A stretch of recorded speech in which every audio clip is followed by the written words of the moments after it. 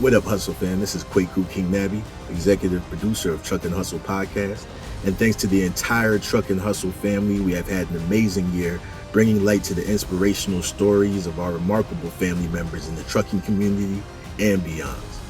I mean, together we've built relationships, we've connected with great minds, and have helped many driven individuals identify their lane, map their route, and carve out their slice of the ever-growing pie that is the trucking industry. We wish everyone much prosperity in the new year. And here are some of the best moments from 2021. And you already know how the saying goes. If you smell something burning, it's only your desire. Turn my mic up. Take there. Yeah. On the road to the riches. Life takes a toll like bridges. Good friends become foes and snitches. Better watch who knows in your business. We want the money. Right. What else is important aside from money? The money. We can do everything else ourselves. We don't need nothing but the pay. What else we need?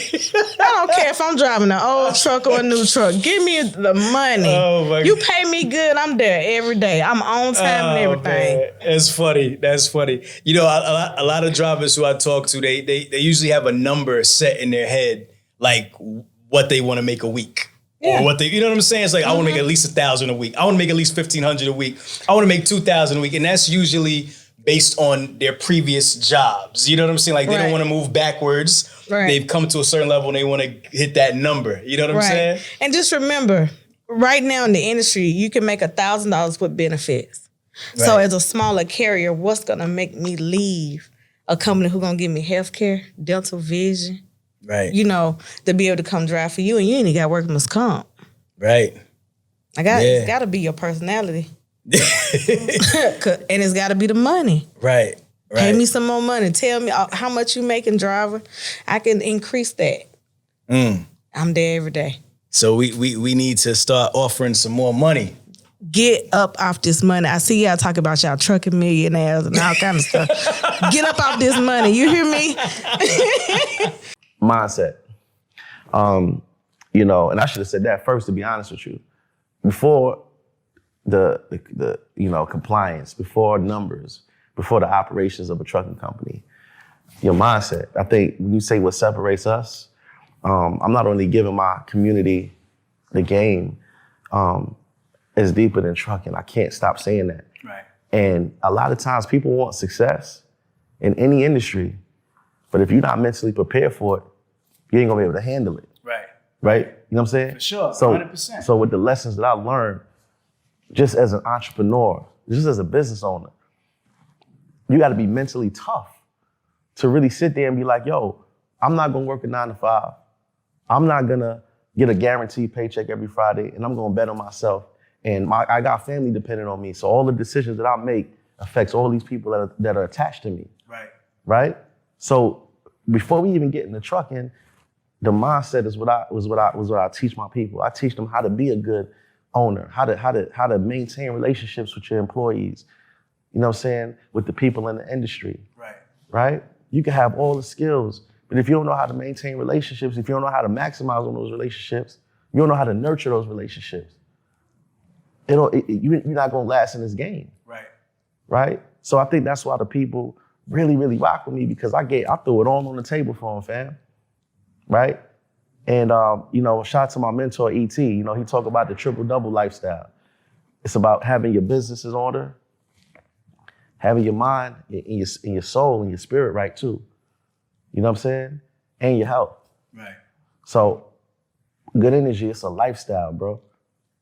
Trucking was just a vessel. Trucking was the vessel that got me to the next level. But it was the mindset that's gonna keep me there. And it's not just about getting people up and running. I don't care about that. We can show people how to start a trucking company all day. But I really feel like, in combination with what he just said just now about the numbers and the compliance, what keeps people in business is their mindset, man. Right. Nah, I love that. How do you know when you've arrived at that mindset? Like, how do you know when you've gotten to the point to where you're ready to take the next step, right? Because You know, there has to be a point to where, or you can see it in somebody. Let's say that. Like if you're developing somebody, you can say, oh, they're ready for the next level now. How do you know that? What things are they gonna do? What actions are they gonna make to show you that? They impress you with their coachability. You know, you give them a task, you give them an update, you give them a point of action, you give them an execution item. They got that done before you even get it out. You know, someone that goes through and they understand, they can read their numbers better than you can. Somebody that can understand that has a different mindset, that they can see through the forest. They using the predictions and they starting to read it and look at the interest. I think that's the most important thing to really kind of differentiate that, because you got people like get into this business, and I always tell people the same thing. Don't get into this business for curiosity, get in it for your passion and your why. Because curiosity, they say curiosity kills a cat. Well, curiosity kills 80% of people that start this business. Don't get it for that. You get it because you got a why. And like, I was listening to, a couple of different people speak about, I'm not passionate about trucking. You don't have to be passionate about trucking, but you got to be passionate about being an entrepreneur. It's a mindset, just like you said, it's got to be a mindset. Even if it's not trucking you're not passionate about, but I can tell you being passionate about trucking helps. Right. It does. You want to speak to that? Yeah, I mean, it definitely does, because, people know my background. I came from the promoting lifestyle. I was in the nightclubs. And that's the funniest thing when I run into people from that life that knew me back in 2007, 2008. They're like, bro, trucking? Like, you? But you know what I fell in love with trucking about, bro? I fell in love with the fact that it's stable, like it's essential.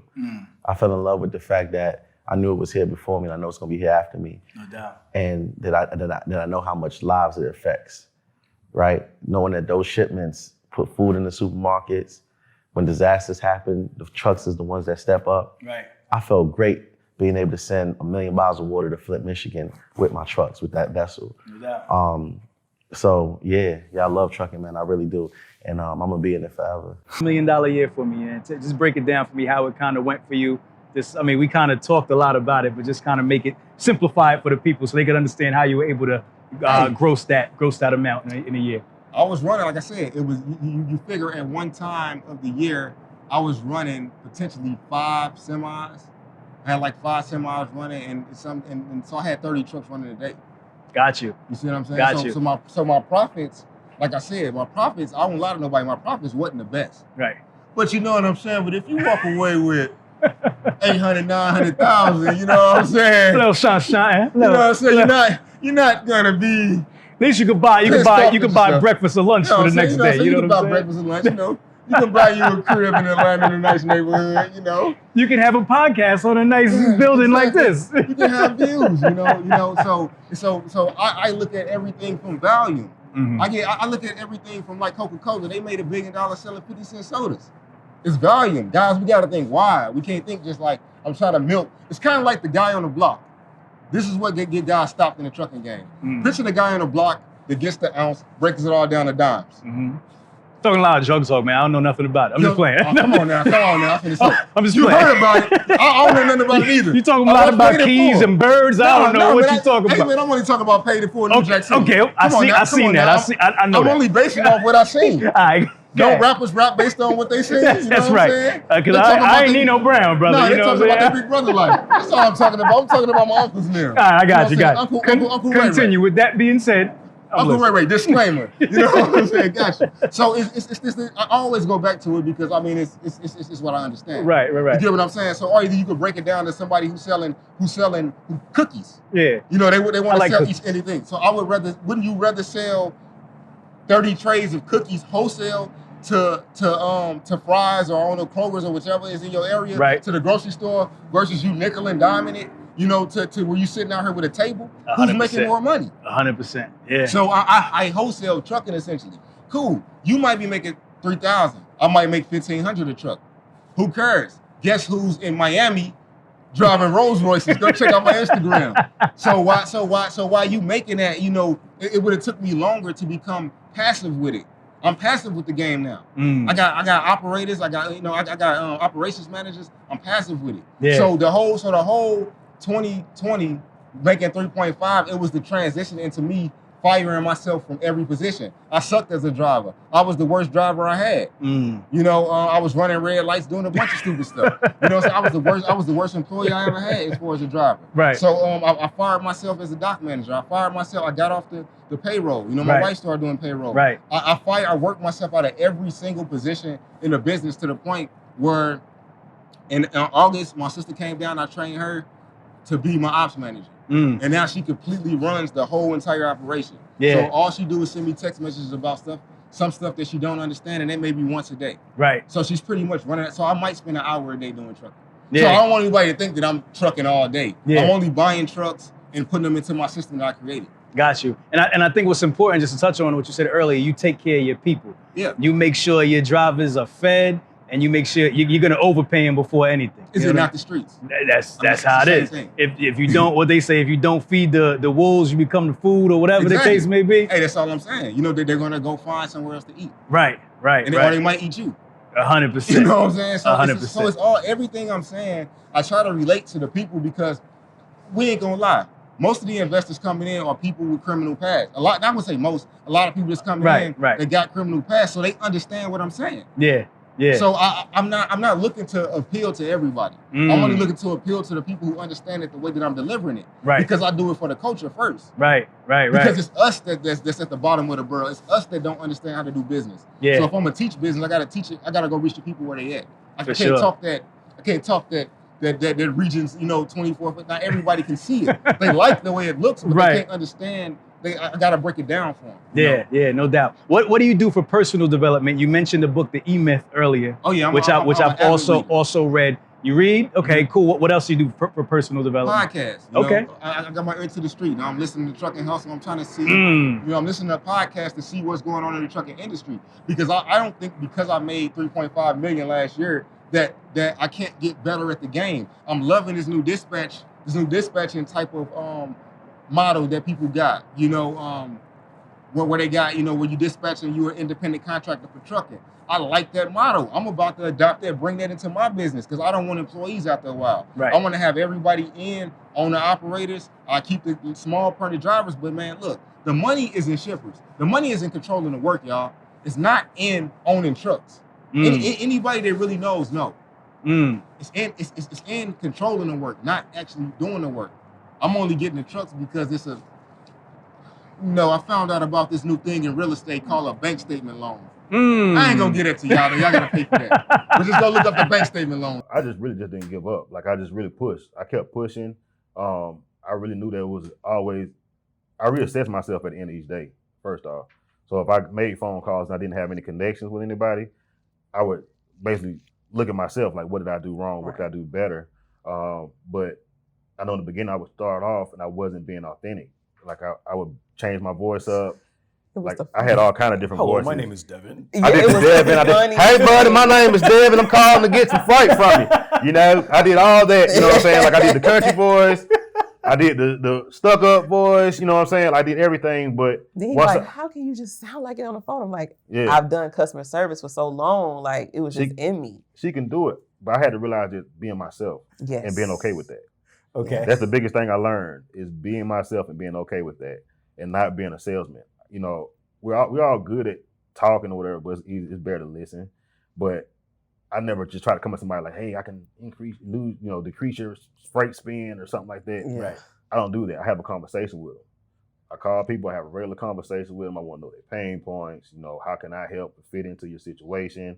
I got a lot of carriers I work with. I'm sure you got a lot of freight you move, so we can maybe connect some way. And there be some kind of synergy going on. We can save some money and build a relationship that way. Yeah. But versus, that's how I do it. Like I just have a regular conversation. That's how I tell anybody. Like if you're calling somebody, these are regular people you're calling. Even though they're corporate or whatever, have a regular conversation with them. It's the easiest way. You don't have to call somebody, hey, you use freight brokers? Let me go down a whole list of questions for you. Right. You know what I'm saying? Let me call you with a script. You sound like a robot. Yes. Nobody want to talk to a robot. Right. They want to talk to a real person. Now, if you done had a million calls that day with people saying the same thing, I have access to a bunch of trucks, and they heard that all day. Right. So you got to think of something different. which is a regular conversation. Right. Everybody like peace of mind. But I didn't want to do the work, right? Okay. Because I was still young. I was still trying to figure things out. I was, just trying to figure life out. Right. I ended up moving and starting in the finance sector because I'm like, you know what? I'm going to try something completely different. I'm going to do finance. I worked for a company called Navy Federal, which was awesome. Cool. And I got the finance side. So that totally changed my mindset towards business because now I understood how money worked. Got you. What did Navy Federal do? So they're a credit union. Okay. And so I helped a lot on the collection side. That was, and then I went into bankruptcy. Okay. But listening to military families struggle, have hardships, deal with collections accounts, it really helped me understand, okay, there's a bigger picture. One, I don't ever want to go through this with my family, right? Right. Two, okay, money controls everything. This company was different though. They rewarded us for our efforts. They made sure that if they hit higher KPIs, we were paid out accordingly. And I was like, ooh, I like this. Gotcha. I can deal with this. Right. So it started opening up my mind to kind of different things, right? Being open-minded and doing something different. So when I left there, I went into a supplier role. I was sourcing and working for a company back in New Jersey called Haddon House. Okay. They actually got bought out by UNFI, so I worked for UNFI. Gotcha. But I did a lot of LTL freight moves, like just consolidations. I kind of learned the whole supply chain process there. Right. I always thought logistics and supply chain were synonymous. Gotcha. And they're not at all. Gotcha. Logistics is just a small portion of the supply chain process. So learning that whole process, I was like, wow, okay, I can do this. Like, I got this. Right. And it exposed me to some other parts of the business, right? So I was like, okay, maybe I don't want to go to shipping and receiving or warehousing. Maybe I want to try something different. So UNFI definitely opened my eyes to that. Okay.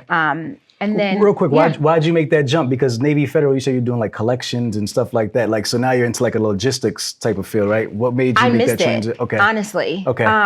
I've always had an interest in logistics. Okay. I don't know why. Some people, and it's hard to explain, right? Maybe it's the problem solving aspect of it. I do think part of it is the problem solving. I also am a master negotiator. So I enjoy negotiating with people, whether it's I'm always negotiating, whether it's my customer or whether it's my carrier or whether it's my team, I'm always negotiating. Okay. And I think that is what drove me. Okay. The negotiation and the problem solving, it made me feel, I was like, ooh, okay, I solved a problem, and I liked that feeling. I felt that there was a need for it.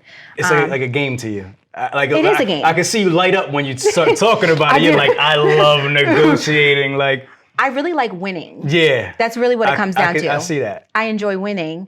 And so I learned to kind of develop the skills that I already had so that I can win more. Oh, okay. Because the more you win, the better you feel, and then the better you go, and the next time you show up even better, and you win more. It's like a cycle. No doubt. So when I found something I was winning in, I was like, ooh, this is working for me. Okay. Let me go with that. And a lot of people that I talk to, whether it's on Clubhouse or consulting with them, they have that same drive, that need to win. And that's what helps people excel in the logistics business, or at least has been my experience. What was the vibe like at, what did you say, UNFI? UNFI. What was it like working there? I was the only Black person again. I don't think I've ever worked at a job where there was a lot of Black people. I was the only person that didn't have a college degree, because in logistics, they'll tell you, oh, you have to have your bachelor's. And I'm like, I don't have my bachelor's, but I'm a winner, and I'm going to accomplish whatever you need me to accomplish, and I'm going to do it better than everybody else. Wow. And they would hire me, and I would get in there. But again, there was always this underlying issue, like whether it was fear from my peers, right? Because I have such a strong personality and I show up fully. Right. So there was always this underlying, like, ooh, we don't know if she's coming for my job. This girl doesn't even have a college degree, you know? Right. So there was that. And then also being the only minority woman in the building, like the only Black woman in the building. Right. Like besides the cleaning staff. Right. You know, I'm like saying, hey, dapping up the cleaning staff, you know, because those are the only Black people I see. Right. You know? And how'd you get over that hurdle, like mentally? Like, what'd you have to do? Did you have to continuously like like give yourself affirmations? Like what did you do? So I to left get out a through that? large part of the story. Let's when I bring was it back adopted, in. Yeah. both of my parents are white. So I was adopted by white. Like we're considered I'm considered a transracial adoption. Okay. So my two white parents adopted 2 black kids. My brother is my actual brother. Okay. Yes. So Gotcha. Okay. and he's incarcerated. So I don't talk to him. I talk to him on the phone, but I'm not actually with him. But our journeys have been so different. Gotcha. But a lot of times people, especially black kids or Asian kids or any minority that's raised by white people, you tend to take on the qualities and mindsets that white people have. So I had the best of both worlds because I came from like the projects. Like my first memory as a child was like stepping on glass at the park. Like that was my childhood. Right. And then being around a lot of very affluent and very wealthy white people that had a completely different mindset. So it really instilled something in me that I could flex. So I might show up like Stacey Dash at work, but I go home and I'm like Rich Homie Quan. That's the best way to put it. Rich Homie Quan. Rich Homie Quan. Rich Homie Quan. And shout to Rich Homie Quan. Yes, shout out. If you need a hype man, I'm your girl. No doubt. So, it helped me. So I'm not going to lie and say that I didn't have moments where I sat in my car like a G and cried because they tried me. And there was nothing there's only so much you can do as a black woman in corporate. If you even I put a little, I remember one time, and if she's watching, she knows who she is. Right. I put a little bass in my voice. Right. And she went to HR like, I feel attacked. And I was like, I didn't even come at you with full strength. Seriously? Yeah, I was just like, hold on. I had just to get defending yourself more so. I had to get her together a little bit because she tried to throw me under the bus. And that's when I realized, okay, one, I have to control my emotions at all times. And it's the hardest thing to do, especially when people are coming for you because of how you look. Not how well I'm doing at the job, not how I'm showing up every day, just simply for the way that I look. Right? So I had to learn how to master those emotions and almost kind of get stoic and show up. So now I'm unlearning that as an entrepreneur because now I'm the CEO of my company. So I can tell jokes. I can reference Rich Homie Quan and it not be an issue. I'm so used to being in corporate where you have to have this stoic as a black woman, or you're considered angry, or you're considered these things. So some of those skills have helped me in the logistics business. And that's how I got through every day. And I had friends that were like, it's okay, girl, you got this. Self-care, we're gonna take a trip. How did you get those opportunities to intern? So the company out of South Carolina is a guy that I played with in Dallas named Vontrell Jameson. Okay. Him and his dad company, he played at Clemson. And when he was in Dallas with me, he was a free agent. So, free agents didn't make as much money as the guys who was on the team. So I let him stay with me for free. He's a good dude. And he was a real good friend at the time. And he was telling me about trucking then. And when I retired, we kept that friendship. He only played there 1 year, but I played 6. So I kept going, but kept that relationship and stayed friends over the years. And he gave me that opportunity. Got you. Did you choose to be an intern, or was it kind of like he was like, hey man, I got a spot. I mean, I really can't pay you, but like I chose to do it because I had nothing to offer. I didn't know nothing. I just know a truck. How do you know a Freightliner versus Kenworth? So they were giving you the opportunity. Yeah. So it's like, let me go in here and learn. I'll learn for free and then go from there. So you said then you started driving for Western Express after interning with another company, right? So you got a lot of fundamental like back-end knowledge, dispatching, invoices. You're doing all that stuff, but you don't know the driver's side, like, to have that empathy towards the drivers and what they go through. Is that why you decided to get in the truck? Absolutely. Okay. Yep. Because I wanted to learn as much as I could before I started my own company. And I knew that I was going to do that one day. And I didn't want to come straight from the NFL and just start throwing money at a situation, right? I really wanted to learn. I didn't come from Pee Wee to the pros, in football. So why don't you spend this time learning? So I spent about 6 years before I started my company. Tell me about that, man. How was it being a driver? Man, I loved it. You were over the road? Over the road. Okay. The whole time. Home on the weekends, but I absolutely loved it. It gave me a chance to think. Most of the time, I never listened to the radio. Right. Just driving and thinking, growing my company in my brain. I like that. How was the pay? In the beginning, it sucked. Western Express, I think I was making like 36 cents a mile, maybe 32 at some certain points. Right. But it wasn't about the money. Gotcha. It's about the experience. Got you. So you said you were growing your company in your brain. What does that mean? I got some friends that's in transportation that I grew up with, and we talked every day when I was driving about, starting a trucking company. I had a unit by this time. Another friend had 3, another one had 2, and there was 5 of us, right? So we putting this thing together, and you know how it is when you're trying to do business with friends, that never works out, right? For sure. Unfortunately, yeah. Unfortunately. So that didn't work out, but that's how I came up with the name of my company. Okay. Unite Us, because I was thinking about bringing my friends together and doing something great, Right. Why was that important to you to do something with your friends? I think it's important for us to do stuff together, period. Because it's so much easier if we come together. Right. And that's my whole thing in life, because if I run into a challenge, why do you have to run into that same challenge? If I got this knowledge, I should be telling you how to avoid this challenge, or giving you the game so you won't even run into that challenge. Gotcha. And us together be stronger, So that's why I came up with that. So you guys start working together. So how are you working together with these other guys? Do they have their own trucks, and you're just tell me a little bit about the business structure?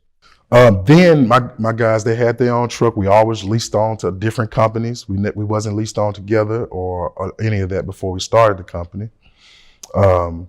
And maybe a couple of weeks before I started Unite Us, 3 of the guys backed out. One of them was doing really well with his 3 units. He didn't feel a need. And another one couldn't get his mental together. He's crazy on social media, doing the most. And I'm trying to tell him we got to scale back on that, because I want to go in front of corporate. Right. Corporate is going to look at your social media. And I know that from the NFL. Right. Yeah, because they have guys that come in before the season and tell you, like the FBI, we watching your page. I don't care if it's a private message. I don't care if it's something you DMing. Wow. They can see it. Wow. So what is Unite Us's mission? Like, what are you trying to do with Unite Us at that time? At that time, really was to just bring my friends together, because we were all hardworking drivers. I taught them how to dispatch their own trucks, and that was the sole mission, just to bring my guys together. Okay. The sole mission. So you guys kind of like bounce off each other, like maybe network, offer opportunities to each other, like have like a syndicate kind of. Right. Okay. And I'm not being arrogant at all when I say this, but I knew my friends couldn't get indoors that I could. Right. That's why I wanted to bring them in and show them that I can, speed this thing up. Everybody want dedicated freight. Everybody want to get in front of somebody. And, playing football is a platform. It puts you in rooms with different people. So, and I want to do that for my guys. And it's sad that we didn't see the same thing. Got you. So you said it didn't work out, unfortunately. So how do you move on from that? At first it was another slight depression stage. Like, I'm actually losing friends. Right. To this process. Trying to help your friends. Trying to help your friends. And, I listened to a Facebook preacher that I went to college with. That same night say, success is like walking into a hotel, getting on the elevator.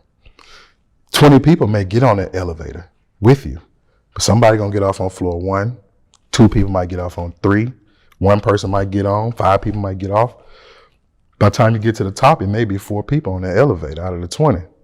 But them 4 people may got on the 5th floor, might have got on the 8th floor, and them 4 people may,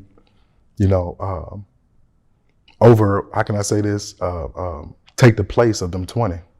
The relationships you build with them 4. So that made me feel so much better. And I mean, the next month, I literally had contracts. I was in business 3 months before I got my first contract.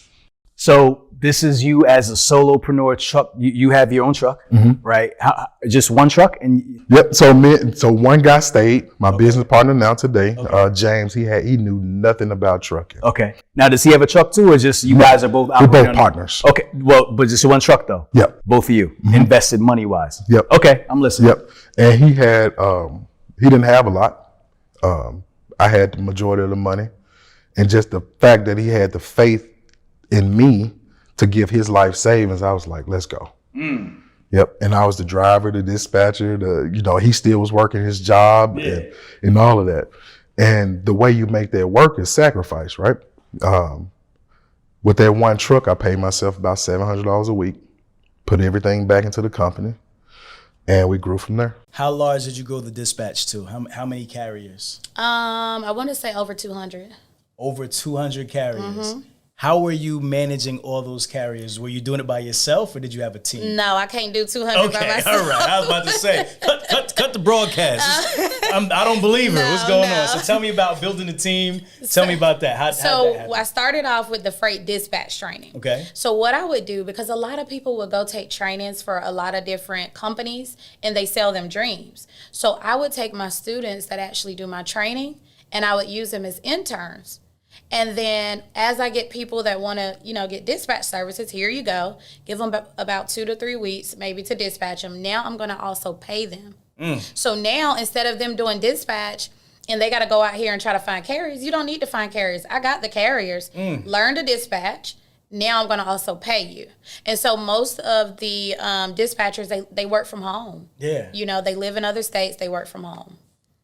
Man, you smart, man. Thank you. That's some good stuff. Thank So you train people to dispatch, then you employ them as your dispatchers, and now they're taking care of these large carrier networks. Are you still dispatching 200 trucks, or? Yeah, well, I don't personally do it. The whole operation is over 200 trucks. What's the mix in terms of like the type of trucks that you guys dispatch? You do everything, or what do you specialize in? Again, the semis, so your power onlys, flatbeds, dry vans, reefers, step DATs. Every now and then RGNs, that's going to be for like your oversized freight, but mainly just your dry van, flatbed, We don't do Hotshots or box trucks because I haven't figured out really with the box trucks how to get that freight. A lot of times they need contracts.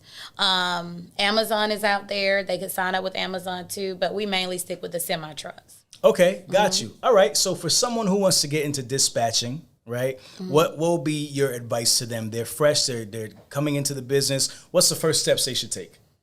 Gain knowledge.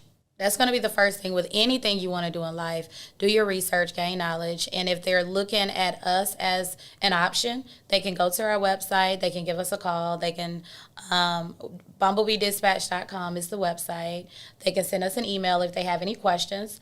We're on YouTube, and we have a lot of helpful information at Bumblebee Dispatch. We talk about dispatch, we talk about brokering, trucking, pretty much anything in logistics. So a lot of times any questions they have, if they go on there, it may answer their questions that they have as well. Got you. Where do you find most people stumble when they get into dispatching? Most people stumble because they don't know how to get carriers. Okay. That's what anything. Everybody isn't good with sales, but any business you have to get your clientele. Right. You see what I'm saying? And that's where the sales come in at. Got you. Okay. So now you build this trailer business on top of that. So you said you were renting the trailers for $600 a month? Back then. I'm about to say. Back then, okay. Yeah. So now it's going up the price that went up because there's a trailer shortage going on. There is a trailer shortage. The other day I had one trailer become available. I sent out a mass, because they keep them. Nobody turns my trailers back in. Right. I sent out a mass email. Do you know I got over 200 emails of people that wanted that trailer? I also partner with dealerships here in Atlanta. The sales reps are calling me, Courtney, I need that trailer. I mean, it's ridiculous. It's kind of like with the housing market. Everything is going up. Yeah. So in the trucking industry, trailers, tractors, they're overpriced. It's going up. It's a shortage. Yeah. So which is good business for me. For sure. Great so seat that to was be back in. then. I don't want nobody to call me and say you got trailers for $600 because that's not true. So what would somebody be spending now around? You're looking at least $1,000 a month. Okay. And I mean, it depends because like I have flatbeds that's going for like $350 a week. I mean, it just really depends on the trailer they're getting. Dry vans are going to be cheaper. We only do dry vans and flatbeds. Okay. And step DATs. Okay. We don't do refrigerated trailers at all. Okay. They're just way more expensive to handle. Okay. How do you store all these trailers? Where do you put them? Well, they're usually out. But when they're not they're not, I have parking lots you can store and things. I don't own the parking lots, but they have parking lots where you can store it. Do you have like tracking devices on them? I do. Okay. Okay. Got you. Okay, so when you're starting a trailer rental business, let's talk about that. What provisions do you have to put into place in order to run that successfully? Well, we do lease agreements. So we do like a minimum 6 month. I would say make sure you have a lawyer on your team that can go over your agreements, make sure you're well protected. And then we can do consultations on it as well, but it's really easy. Okay. I mean, you go out and buy the trailer. If you can find the trailer, we do a deposit. We do minimum 6 months. We don't do credit checks. So a lot of people come to us because you have to realize someone get into the trucking industry, a lot of times they exhausted all of their funds. They've got their authority. They put $10,000 down on a tractor, just getting everything up and going. And insurance is very expensive. Yeah. I've had a guy too out of Kentucky. We did his authority. He went to go get insurance, and it was $12,000 down payment for him to put on his insurance. Now, that could have had something to do with his MVR. I'm not sure. Right. I had a guy out of Florida, about $7,000 down. So a lot of times they exhaust their funds. Okay. And they can't go out and get a trailer. So we don't do credit check, and we kind of make it easy. We don't put you through all that red tape and things of that nature. Got you. And you said you get your trailers from Werner? I get them from wherever now. When I started out, it was Warner. Okay, so how do you find trailers? What is the truck? Online, Google. You just Google trailers for sale? Or So next, how do you know what's a good trailer to buy? What specs are you looking for to know that this is a trailer that I want to purchase that's worth, Okay. Go ahead. So most of the time, dry vans are standard. I need a 53-foot swing door. Some drivers like Why swing instead of roll up? Because that's what the brokers, when they go and get loaded, when they go to the dock, they need the doors to be swing door because they have the forklifts that drive in there. So with a roll-up door, you're going to lose a few inches because it don't go all the way up. So a lot of times if you see like the U.S. Mail, they have the roll-up doors. But with the swing door, it's wider. So now you can get those pallets in there like they need. The forklifts are going in and out. So a lot of the shippers and brokers require that. Okay. So it's the most popular one. So you always get looking for a swing door. Correct. 53 foot? Yes. No 48s? 48s when it comes to flatbeds, but not when it comes to dry van because you need to make sure it can fit whatever amount of pallets. So 53-foot swing doors for dry vans. Vented? Or non-vented? No, I don't really do vented. Vented if you're doing like a lot of produce or things of that nature. I just do the standard dry van. Okay. Okay. Continue. What else? Okay. What other specs are you looking for? Flatbeds, they're simple. You got a 48-foot or a 53-foot, basically. Some have the headboard on it, some don't. It's really just the carrier's preference. But that's basically it. I don't do refrigerated because with the refrigerated reefers back then, a brand new refrigerated reefer was about $50,000. A used was about $20,000. I'm pretty sure those prices have went up. And then with the refrigerated reefers, you have hours. So you're running that motor, and a reefer has a motor on it. It's kind of like your car. You have to service your car motor. That's something else that have to be serviced. So as far as renting that out, I don't want to do that and someone just tears up the trailer and then it's going to cost more in repairs. Right. So I just stick with dry vans, flatbed, step dads. What do you advise investors to do? What do they need to bring to the table to attract good drivers, man? This daggone book right here. I seen that Bible in your hand. Yeah, you said it right. The Bible. You know what I'm saying? I seen that Bible in your hand. What's that, man? What you got over there? This is the FMCSA Regulations Handbook. This is the industry's Bible. So I tell anybody this: if you're thinking about buying a portal, if you're thinking about buying a class, whatever it is you're thinking about buying, if you ain't buy this first, you're starting off wrong. Just buy this, and the same time your legs is going numb sitting on that toilet, you should be reading this. Like for real, you should be diving in on this because this has everything you're gonna ask me at some point. Every question you ask me, and I don't mind questions. Questions is good. It's conducive to learning, but you have to look into this book because it'll give you the ins and outs of the industry. Whether you want to re-enlist a substance abuse person that just came off of substance abuse restrictions, it's in here. Whether you want to figure out if you could have a felon in your truck, at what capacity, it's in here. You know what I'm saying? Whether your driver's just been woken up by a DOT inspector telling him he's gonna get a level 3, and your driver's like, "Yo, is that right?" It's in here. Which it ain't right. If he's trying to wake you up, tell him, "Nah, close your curtains. I'm on my 10-hour break." And that's in here. Right. You know what I mean? So with all these different tidbits that's in here, you shouldn't have to go and purchase 4 different courses or you shouldn't have to keep pouring money into something that you don't understand when the understanding is right here. You know what I mean? So it's they say if you want to hire something from somebody, put it in a book. It's a thick ass book, bro. Why do we overlook that thing, man? Now I'm gonna tell you, the big boys, that's the first thing you get. First thing they get. They get all three of them. You can't even get hired without getting those. And you got to initial that you got them. Right. You got to literally initial that you got them. Yeah. That says some importance. You know, when I first got my first truck, like I say, it was me driving. You know, I put a lot of energy, you know, into driving. I got well known because of the effort I was putting in my truck. You know, with the company that I work for, we run by the loads. It ain't the hour. You know, so people was knowing pull-up bar master because I was getting the most loads for the company that I was working for. You understand what I'm saying? So my hustle kind of started then. You know, I started pull-up bar master because I do pull-ups. You know, the name of my Instagram before I started my trucking company was pull-up bar master. Right. So I just changed my Instagram, you know, name and I turned it into my reality, a real company for me. Yeah. So you said you were working for a company. Yes. What made you get into trucking to begin with?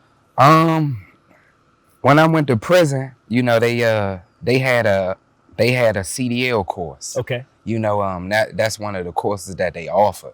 You know, and I started reading, you know, the books, learning how I can be my own entrepreneur. You know, and that kind of motivated me to, you know, I had something that I could look forward to, what I didn't have anybody looking over my shoulder. You know, I was so shy coming home from prison. You understand what I'm saying? Not knowing how to deal with society, not knowing how to hold, you know, real conversations. You understand what I'm saying? So a lot of brothers that's in that situation, you don't want nobody looking over you. So that was kind of like a way out that way. But also what really got me into it before I went to prison, the guy that I was dealing with, that I was getting my drugs from, he had dump trucks. Okay. So I rode with him one time, right? I'm 18. I'm about to turn 19, right? I rode with him one time. So he like, meet me at the light. So he pull up at the light. He pull up in a dump truck. Okay. So I'm like, man, that right there gave me something to really look at. You understand? Right. Like, I'm just not spending my money on clothes or jewelry. It gave me, you know, something different to really look at. Now, did he tell you anything about the business, or he just pulled up in a dump truck and that kind of like was in your mind, he just put up in a dump truck? He just pulled up in a dump truck.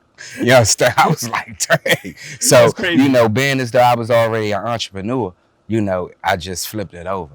Got you. All right, so you said when you came out of prison, you went and got your CDL, right? Yeah. You got your B? Nah, I got my A. Actually, when I came home, I went to an unemployment office. So I was looking for a job, you know, but I didn't have any skills. So that's what they offer, CDL training, or you can get a job tomorrow making $10 or $11 an hour. Okay. I chose the trade. I wanted to get something that they couldn't take from me. You understand? Like, you know, already was had a disadvantage against me coming home being a felon. If I lost one job, it's gonna take me months to get another. So I was already thinking, hey, I want a trade that I can get. Right. You understand? Something that I can always use. Right. One thing about a CDL, you can get fired from 10 jobs. I'm talking about the next day you're gonna have a job. No doubt. Look all, you know, it's so many independent owners. You know, long as you know how to drive dump trucks, you will never be broke. Yeah. Talk to me about getting that first job. I mean, you're coming out of prison. How receptive was that employer to you? Was he the first job you went to? Tell me about that. He wasn't receptive at all. Okay. Yeah, he wasn't receptive at all. I got my break coming to a guy that owned one dump truck. You understand? Once I got my CDL Class A, I didn't want to go over the road.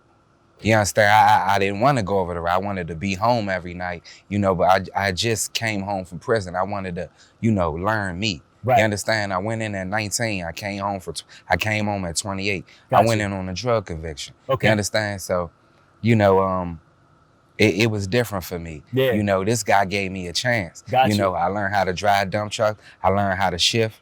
I was good. So you actually never got in a semi. You started out in the dump truck. Right. Now I never got in a semi after school. After school. Mm-mm. Okay. Never. All right. I didn't want to go over the road. So tell me about that. So this guy gives you a shot. How does that relationship work out? How long do you stay with him? Tell me about that. He had raggedy trucks, man. No air conditioning, man. I was sweating.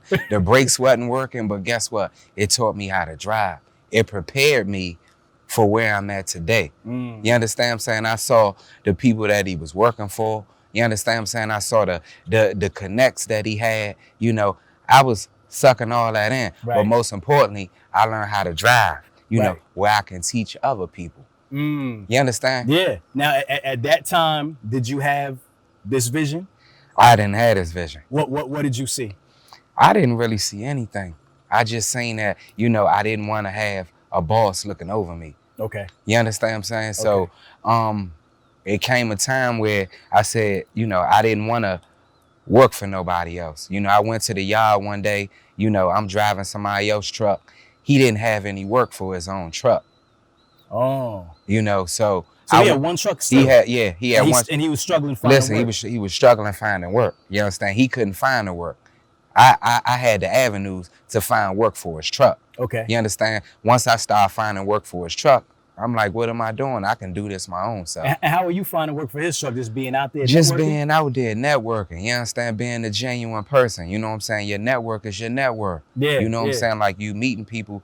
If I ain't never met you, we wouldn't be here. No doubt. You understand? The bond wouldn't be strong. That's a fact. That's a fact. All right, so talk to me. What happens after that, man? You work for this brother. How long did you work for him? I ain't worked for him about 4 or 5 months, man. Okay, that's so it. It wasn't you long understand? at all. Nah.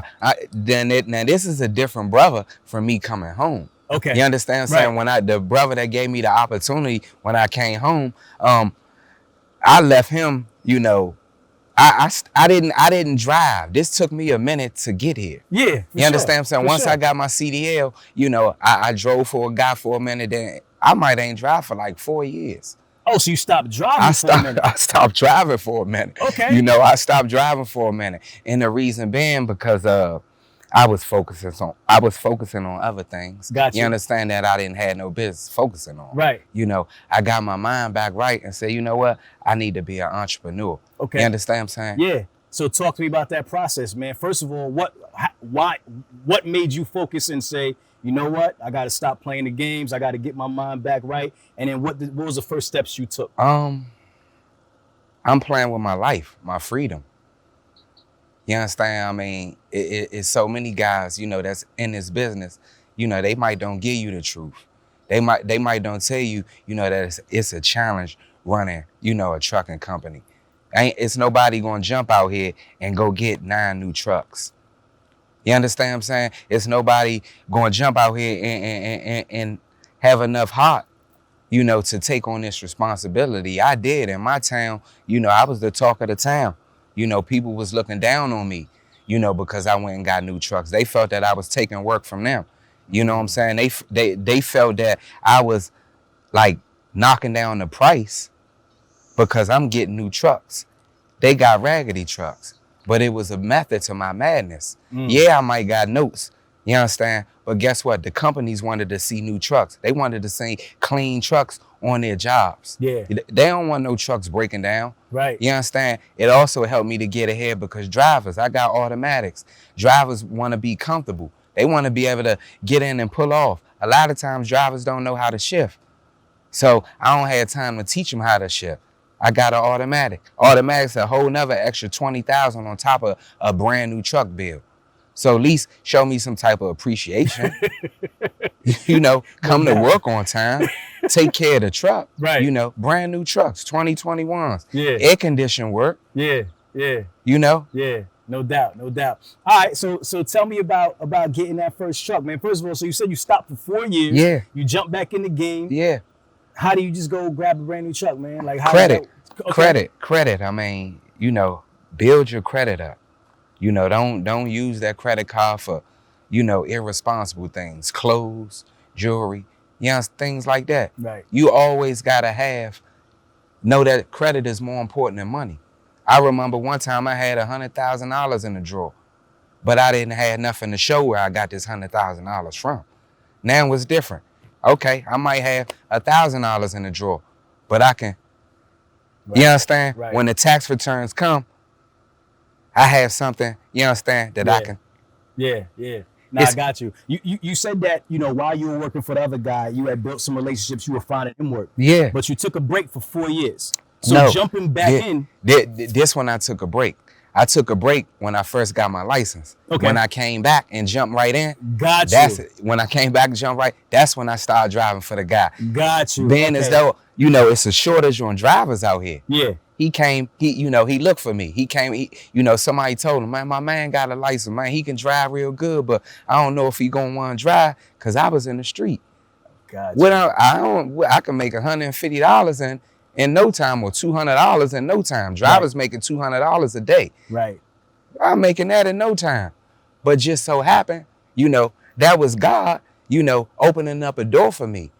He sent somebody, hey, giving me a chance. I heard you got CDL. Come drive my truck. Yeah. It was my man. He talked me into driving the truck.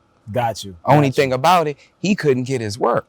He couldn't get his own work. Now, he was a heck of an entrepreneur, and he still is, and he's smart at what he do, but he didn't know how to drive. I'm out there meeting the foremen. I'm out there meeting, the supervisor. So here it is. They already like how I work. I'm moving fast. I'm not moving by the hour. We not working by the hour. We work by the load. So that means when you get loaded, if you gotta go 90 miles per hour down the street, that's how we get paid. Right. By the load. So I'm not taking my time. Right. So people started to respect my hustle because of that. It's really truck and hustle now. I'm really in the truck hustling. I gotta watch out for people cutting me off, doing all kind of stuff. But I'm really hustling. Yeah. People see that. Foreman saw that. Cool. I know how to get work. Hey man, you think you can bring that truck back tomorrow? Yeah, sure. He ain't asking me is my truck. He know I'm a good driver. Guess what I did? Called my man, which was his truck. I got work for the truck tomorrow. I go back, do the same thing. Right. Get the top amount of loads more than the other trucks that was there. Right. So I done built bonds now. Now I know what to do to go get work. I know where to go at. I know the construction companies. You understand? I know where I can go get contaminated dirt from. I know where I can go get CR6 from. I know where I can go get gravel from. People own houses. They want gravel. They want mulch. I got trucks to deliver that stuff. Right. But I learned that. I had to go to school. You understand? Like I had to be hands-on and learn my experience first. Yeah. So when you get your first truck, you decide to get a brand new truck. Yeah. Why? I jumped out there. Just a little knowledge on banks. This is funny. I always take people through this. Let's go. I just want to just paint this picture for you. All right. So if I told you, give me your money, all right, let me hold it. I'm going to charge you to hold your money for you. That already sounds crazy, right? Yeah. Right. That's your bank account. Yeah, all right? you think I'm going to about charge you Yeah. to hold your money, right? Yeah. Okay. All right. Now, just follow me. Okay. Here's how it goes. Now, if you decide that you want to borrow some of your money back, I got to charge you interest. If you want to open a business, this is your money. Now, understand this. This money that I have in these accounts for you that I'm charging you for, I'm only giving you 0.5%. And I'm charging you more than 0.5% to hold your money. Now, if somebody else decides that they want to borrow money from us, and I have your, let's say $10,000, I can loan that person up to $100,000 because I have your 10. And I can charge them 10%, but I only have to give you 0.5%. That's crazy. Yeah. No, that's not crazy. That's something the bank. adding up. Yeah. Right. That's the bank. right. Yeah. For every $1 they can loan out 10. Yeah. Now, we go to the bank, we stand in long lines, they hide behind all of this stuff with our money and ask us all kind of questions for us to get our money. All right? And then guess what they do? Before you walk out, what do you take? You take a sucker or a dum-dum? What type of truck do you recommend? Somebody who wants to get into hotshot trucking, what type of truck should they be looking for? and around, what year, what's like the oldest truck? Do you recommend buying an older truck, a used truck? Do you recommend buying new? Talk to us about that. Well, I don't like telling people what to go get. Right. All right. Right. But what we drive are the Rams. Okay. All right. We got all 3 of our trucks are Ram 3500s. They all have ACE and transmissions, and they all have that 14 gear ratio. Okay. Those are the trucks that we recommend. People like to talk about the new Fords, but I've heard bad stories about that 10-speed. I'm not going to knock Ford or nothing like that, but I've heard about the 10-speed. It's not the best thing in the world. When it comes to age, my pop started off with a used truck. It made him some good money his first year, but he was always breaking down. He had to go pull over and fix it. The truck caught on fire at one time. A couple things like that happened with his truck, but I recommend if you can and you can afford it, you can do it, go new. It's going to be a while, and I'm not even going to say that because my truck, when I first 20,000 miles, it broke down. So, and it was a new truck, but that was because the whole CP4 situation that was going on with the Rams. Can you explain that? So the CP4 is basically your fuel pump, all right? And it's if I'm correct, don't quote me. I think I'm talking about the right thing. Okay. It's from Europe, okay? Okay. So when they brought it over here, and they basically, I want to say they were being lazy. It can't really do its job for the American diesel. See what I'm saying? So they transferred from the CP3 to the CP4 pump, and it was just it didn't go well. It didn't go well. So now they upgraded back to basically the same thing as the CP3 now. Kind of. I mean, it just can't handle the diesel that America has over here, but it was made for Europe. You see what I'm saying? The CP4 can't handle American diesel. Got you. Okay. How about startup for somebody who wants to start a Hotshot trucking company? Is it similar to starting a regular trucking company in terms of insurances, the initial paperwork formation, that type of stuff, or is there differences with Hotshots? When it comes to the startup, like I said, that's why I brought my pops in here. Yeah. I don't feel comfortable talking about it because I didn't start the company. Got you. You feel what I'm saying? I respect that. I just followed his suit and I helped build it up. Yeah. So if I'm gonna be straight honest with it, I don't like talking about it because he's the mastermind behind everything. Yeah. I just blew it up. You want to talk to us about that, Pops, real quick? Jump on here real quick. Pops gonna step in real fast. Give us a little info on the startup. Right? What we doing? You mic him up real quick. Give him a mic. Pass you a mic real quick. Okay, cool. Yeah, look at that. We come prepared, man. Put that on real fast, man. And this is dope, man. This is actually really, really dope to have a father and son team out there doing their thing, So I respect this a lot. I appreciate it. It's, people love it, man. Yeah, you gotta love it. So Pops, man, what's going on? I'm good. Can I call you Pops too? Absolutely. Very good. So talk a little about getting the company started. Like, the startup costs. Just tell people about it for people who want to get into this industry. Well, the startup cost is pretty much the same as a semi. I mean, we are considered a trucking company. We can literally start driving a semi right now. We are a trucking company. So for our startup costs, I started with like 20 grand. I bought a used truck for $6,000. I bought a used trailer for $6,000. Old. They both were literally breaking out on me every other week. Yeah. But those old truck and trailer made $240,000 the first year, even though I broke down a lot. And we're working, but we're not necessarily working every week. Sometimes it's 2 weeks out, 1 week home. 2 weeks out, 1 week home. So at the end of the year, you look at it, we're home 1 week every month. Typically, we only work like 9 months out of the year. Yeah. So do the math on that. 9 months, you made $240.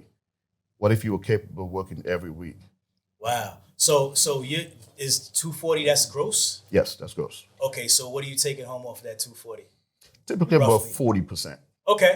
Okay, about 40%. And what I wanted to ask you also, because I was asking about the dispatching and your pre-planning and all that. He said you're the mastermind with that. Could you kind of get into what you're looking for when you're looking for those loads? He mentioned it earlier. I look for smallest load paying the most money.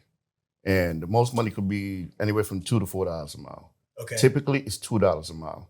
Most people would tell you, look, partials, if it's even 5 feet, 500 pounds, it's probably paying $2 a mile. Some people are going to say, nah, man, y'all ain't making no money $2 a mile. Try to get $4. Well, you're talking about a full truckload. If you running a full truckload, $4, $5, $6 a mile. But if you're running a partial, you can't expect to get $4 a mile all the time. It does happen. That's when you consider a hotshot, when Gotcha. they need it next day. Gotcha. But what we do is LTL. They might need it 4 or 5 days. Sometimes you pull a military load, you might pick it up on Monday. They don't even give you a date to drop it off. And we don't want to hold it, obviously. We want to get it off by Tuesday. But 9 times out of 10, that's impossible. You probably get it there by Wednesday or Thursday. So I look for the smallest load paying the most money. I'll give you a good example. 7 feet, 1,000 pounds, paying $2,000 going to Iowa, I'm sorry. That's about 1,000 miles. Okay. That's $2,000. That's $2 a mile. I still got like 35 feet of trailer or 33 feet of trailer. So now I'm looking for something to go with that 7 feet. Okay. And I'm compounding, I'm adding. Okay. And if I'm lucky, I might be able to get 1 or 2 or 3 other pieces. If I'm not, at the very least, 2. So when I'm looking for loads, I'm looking for 20 feet, 6,500 pounds. Why? My trailer is 40 feet. That's half my trailer. I only like carrying 13,000 pounds or less. That's half my weight. So if I got 20 feet, 6,500 pounds, and I'm going 1,000 miles, and let's say I get $2,000 for the first partial, that's $2,000 for half my trailer. If I do it twice, that's how I make my money. I'm in my niche with this thing, man. Niche, however you want to call it. Gotcha. Because people told me, yo, the trailers are, you can't make any money. That's what I was going to get to now. I mean, and you touched on that. You said you go and you identify the problems with the trailers, and then you know what to fix right away. So what are some of the typical problems, and what do you have to usually put into the trailer to get it up to where it's roadworthy? Gotcha. Roofs and doors and tires. Tires is easy. Doors will cost you anywhere from $750 to $1,000 to change them out. You look at the roofs, you look at the cross members on the floor. That's the most expensive thing, the flooring. If it's buckling, man, you might want to let that go. If they already did work on the cross members, it's probably going to be a headache later on. The roofs, it's an eyesore if it's all patchy, but at the same time, you can get around it and put some love in it and bring it back to life. I restore a lot of this stuff. That's why I have so many of them, because somebody told them that it ain't going to be roadworthy. You're not going to get loaded with it. Right. I made so much money with that trailer, they told me. I still got a 99 and 2000 that I'm still making, $14,000, $16,000 by itself. A 99 and 2000. Wow. Doing drops with it. Got you. Are we going to get into that? So who's doing this work? Are you doing this work? Do you outsource this work to get this stuff done? Talk about So that. it's a process. When I get it, I can look at it really quickly. I grab the trailers, I comb it over, and for the most part, I outsource it. And there's some things I can do, but I don't do anymore. And the first time, when I first started doing it, man, I used to be on the yard working all day long, Saturday and Sunday. I worked seven days straight for 2 years. 2 years. Right. It was unreal. People was like, yo, they'll come through, drive through. Yo, man, you always out here, man. When do you go home? Ain't you married? Bro, yeah, my wife and mom, she know, man, she'll come pull up and bring me some food. I'm out there, shirt off. I ain't got no muscles or nothing, but the sun beat me up, but I'm out here working, I had a plan. I knew these trailers was assets, and I knew I can generate income off of it. Right. Simple as that, man. I knew it. Got you. So, and you knew that from always making these calls on a load board and finding a need. Everybody's talking about trailers. Right. Can you drop a trailer here? We'll pay you this. Oh, I don't have a trailer, but I got a truck. You know what I'm saying? Let me tell you my first drop. Go ahead. So when I first got the trailer, I put it to the side. My first one, that was you have extra. one trailer. To So the side. I had 4 trailers total for each truck. Okay, got you. So then I bought one just on the side. I called the company. I was like, yo, hey, I got a trailer, but you're gonna take my only trailer. Right. So I made them go up on the rate. I said, look, I'm about to be at home if you take this trailer. So that 1,200 you talking about, I need 1,900 because I'm gonna be out of work for 3 days. Deep down, I was lying. Right? I was lying. So they're like, oh, yeah, that sucks. I was like, I'm just be twirling my thumbs, man, until you tell me it's empty. Right. Deep down, I already had 4 trailers already that we boogieing with. Right. So then it grew from there. Okay. So once they did that one, I was like, yo, I done paid for this already. I done put another 1,000 in it, 4,000 total, 1,900. I do that one more time, it didn't pay for itself. Right. I kept rinsing and repeating that. That was my story. Okay. That was my story the whole time. You taking my only trailer. Got you. Now, how'd you identify the companies that just needed the trailers? Like you go on a load board, typically people are looking for loads to be moved. How'd you find the people that just needed drop trailers? Ooh, that's a good question. So what I did was I kept soliciting. Every single day I got on there and I just put in the notes, looking for drop and hook freight only. Atlanta to Lake Park. I know these Home Depots and all these other places do drops. So I was going in these spots and just kind of soliciting. Locust Grove, Georgia, they do a lot of drops there. So I say Atlanta to Locust Grove, drop trailer only. What people don't understand is when you go on DAT, it saves all the information that you put in that system. Guess who has the most trailers in 2017 in Georgia when it comes to drops.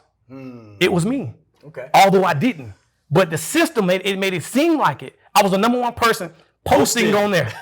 So quite naturally, when they was looking for drop trailers, like, yo, hey, you always got drops. Do you really have that many trailers? I really had like 8 at the time I started building. But I was like, yo, I do. Then after I built the business off, just always posting and just kept saving it. And it was like, yo, you got trailers? You always do drops. You do drops and drops. Okay. I didn't realize it was saving that much information. It backlogs it. And now I look like the guy who got a ton of trailers. Okay. Got here and social work was well defined in a whole nother aspect. I would have been responsible for not just the metro area, but the suburbs as well. I had to have a certain type of vehicle. The pay was like $20,000 less. And I was like, wow, so I need a whole new career. I always thought I would be a social worker. What am I gonna do? Right. I went to a temp agency and I said, hey, give me any job. I just moved here a few weeks ago. I need anything. And she said, okay. She said, well, what's your degrees? We'll find you something. 3 weeks passed and she called me back and she said, no one's calling you and I think it's because of your name. Right. Wow. I said, really? She was like, yeah, there's not many Shaquanas and you just don't want to be that here. Mm. And I said, where I come from, that's not uncommon. I can't be Shaquana. She was like, no, ma'am, you sure can't? And I said, so, okay. She said, well, I'm going to change your name on your resume. I'll call you when you get a hit. So I'm like, what I'm going to be? What name I'm going to be? Which was so weird for me, right? My family is very cultural. My father is a former Black Panther, civil rights movement, very much power to the people. So I was like, oh, man, I can't tell my father. They about to change my name, right? Right. So long story short, she called me back and said, you got a hit at Yellow Freight, Yellow Roadway Trucking Company. And she said, but your name is Shay. And I said, Shay? I said, why gotta be Shay? She said, oh, that's a pleasant name. People love one syllable names. It's catchy. I was like, okay, I gotta be Shay. So she said, your interview is tomorrow morning. Look professional. You're gonna be a front desk clerk. I'm like, front desk? I'm from Brooklyn. I'm not front desk. I was like, I'm not front desk. Please don't make me front desk. She was like, oh, you have the look. I'm like, I have the look. Okay, so I can't be Shaquana, but apparently I have a look.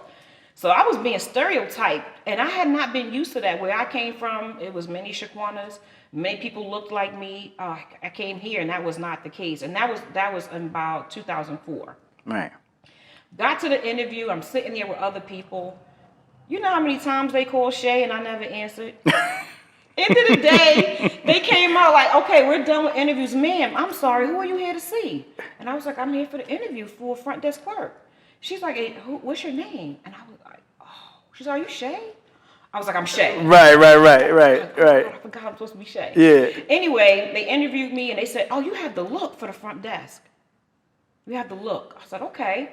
So I got the job on the spot, started the next week. It was hot. It was so hot. I mean, you guys, it's hot in Atlanta. Right. And I had not ever experienced this type of heat without having nearby water or the large buildings for shade. It was really hot. So by the time I started the next week, I got my hair braided to keep it off my neck. And it was like, it'll be braided for the summer. I don't have to worry about it. And all of a sudden, I didn't have to look anymore. And I was like, she was like, oh, are you going to look urban all the time? I was like, urban. So what urban means? I said, oh, I'm urban. I'm from the city. Right. Right? She was like, they all looked at each other. And she's like, okay, you can stay like this for the first day. But I had on full business attire, pumps. And I truly did not get it, right? And I've always prided myself in being very well spoken and articulate. So I've never had an issue with being able to express myself well in any culture. So I was like, is it the way I'm speaking? Is it too fast? Do I sound too New York? I never thought in a million years it was my braids until our braids for us stay in for like the month. Right. By the end of the week, she just came to me and was like, okay, you have the weekend to change back to how we met you. And I was like, please just give it to me straight. I'm not doing a good job of reading between the lines. And she said, the coils in your hair. I was like, coils, the braids. She was like, yes, please. I was like, oh man, I paid like $2 to get my hair braided. She wanted out. It's hot. And I've always been able to sit on my hair. It's always been that long. And I'm like, man, I can't survive in Atlanta like this. But anyway, I was like, well, I need a job. What I'm going to do? I went home, took my braids out, came back with this bun. And a guy from Miami approached me. He said, hey, I'm going to just give it to you straight. You're not gonna make it here at the front desk. They don't like you. He was like, your culture just way too thick for the South. So I'm going to bring you in the back terminal with me. and I'm gonna teach you something different. I said, I don't want a CDL. I am not driving a truck. He was like, no. We're gonna get someone else for the front desk, and I'm just gonna move you to the back. I'm like, okay. He took me to the back and he started teaching me the export documentation to export freight to the Caribbean. And I said, but it's a trucking company. He was like, no, we're actually a freight forwarder as well. We only do exports to the Caribbean. He was like, and after I'm done with you, you'll never look for a job again in your life. And I'm like, at a trucking company? But he was so cool. So he literally taught me export documentation. And I tell people, don't ever shy from learning paperwork. Because every field of a piece of paper teaches you some type of law or what governs that box, right? The box represents something. So I became intrigued, like, what this box mean? Why am I putting this data element in these fields? And he just sat down with me and taught me it all from scratch. Yellow acquired roadway, and they began to let go all temporary employees. And I said, well, I've been here over a year. I need medical benefits. You know, I got to find something else. This is, you know, I have all this education. What am I going to do? Right. And he said, well, I want you to meet my wife, and we're going to help you. We're going to teach you and show you what type of jobs you qualify for now. So I still didn't even know my value. I didn't really know what to even apply for. And he and his wife, they were retiring. He said, I'm going to retire. We got to get you out of here before this acquisition is done, and I'll help you find jobs. And he was literally helping me understand what I qualified for. I was very grateful for that, always will be. That landed me a position at a chemical company of global footprint. They had an office in every major continent. I took the job there as a logistics analyst, so they taught me import and export. The great part about that was I got to sit down and actually sit in the meetings in the rooms with global freight negotiations. Okay. So how do we negotiate freight on the ocean? How do we negotiate freight to go via air, rail, and truck? I was very fortunate also because it was a chemical company. I learned hazmat.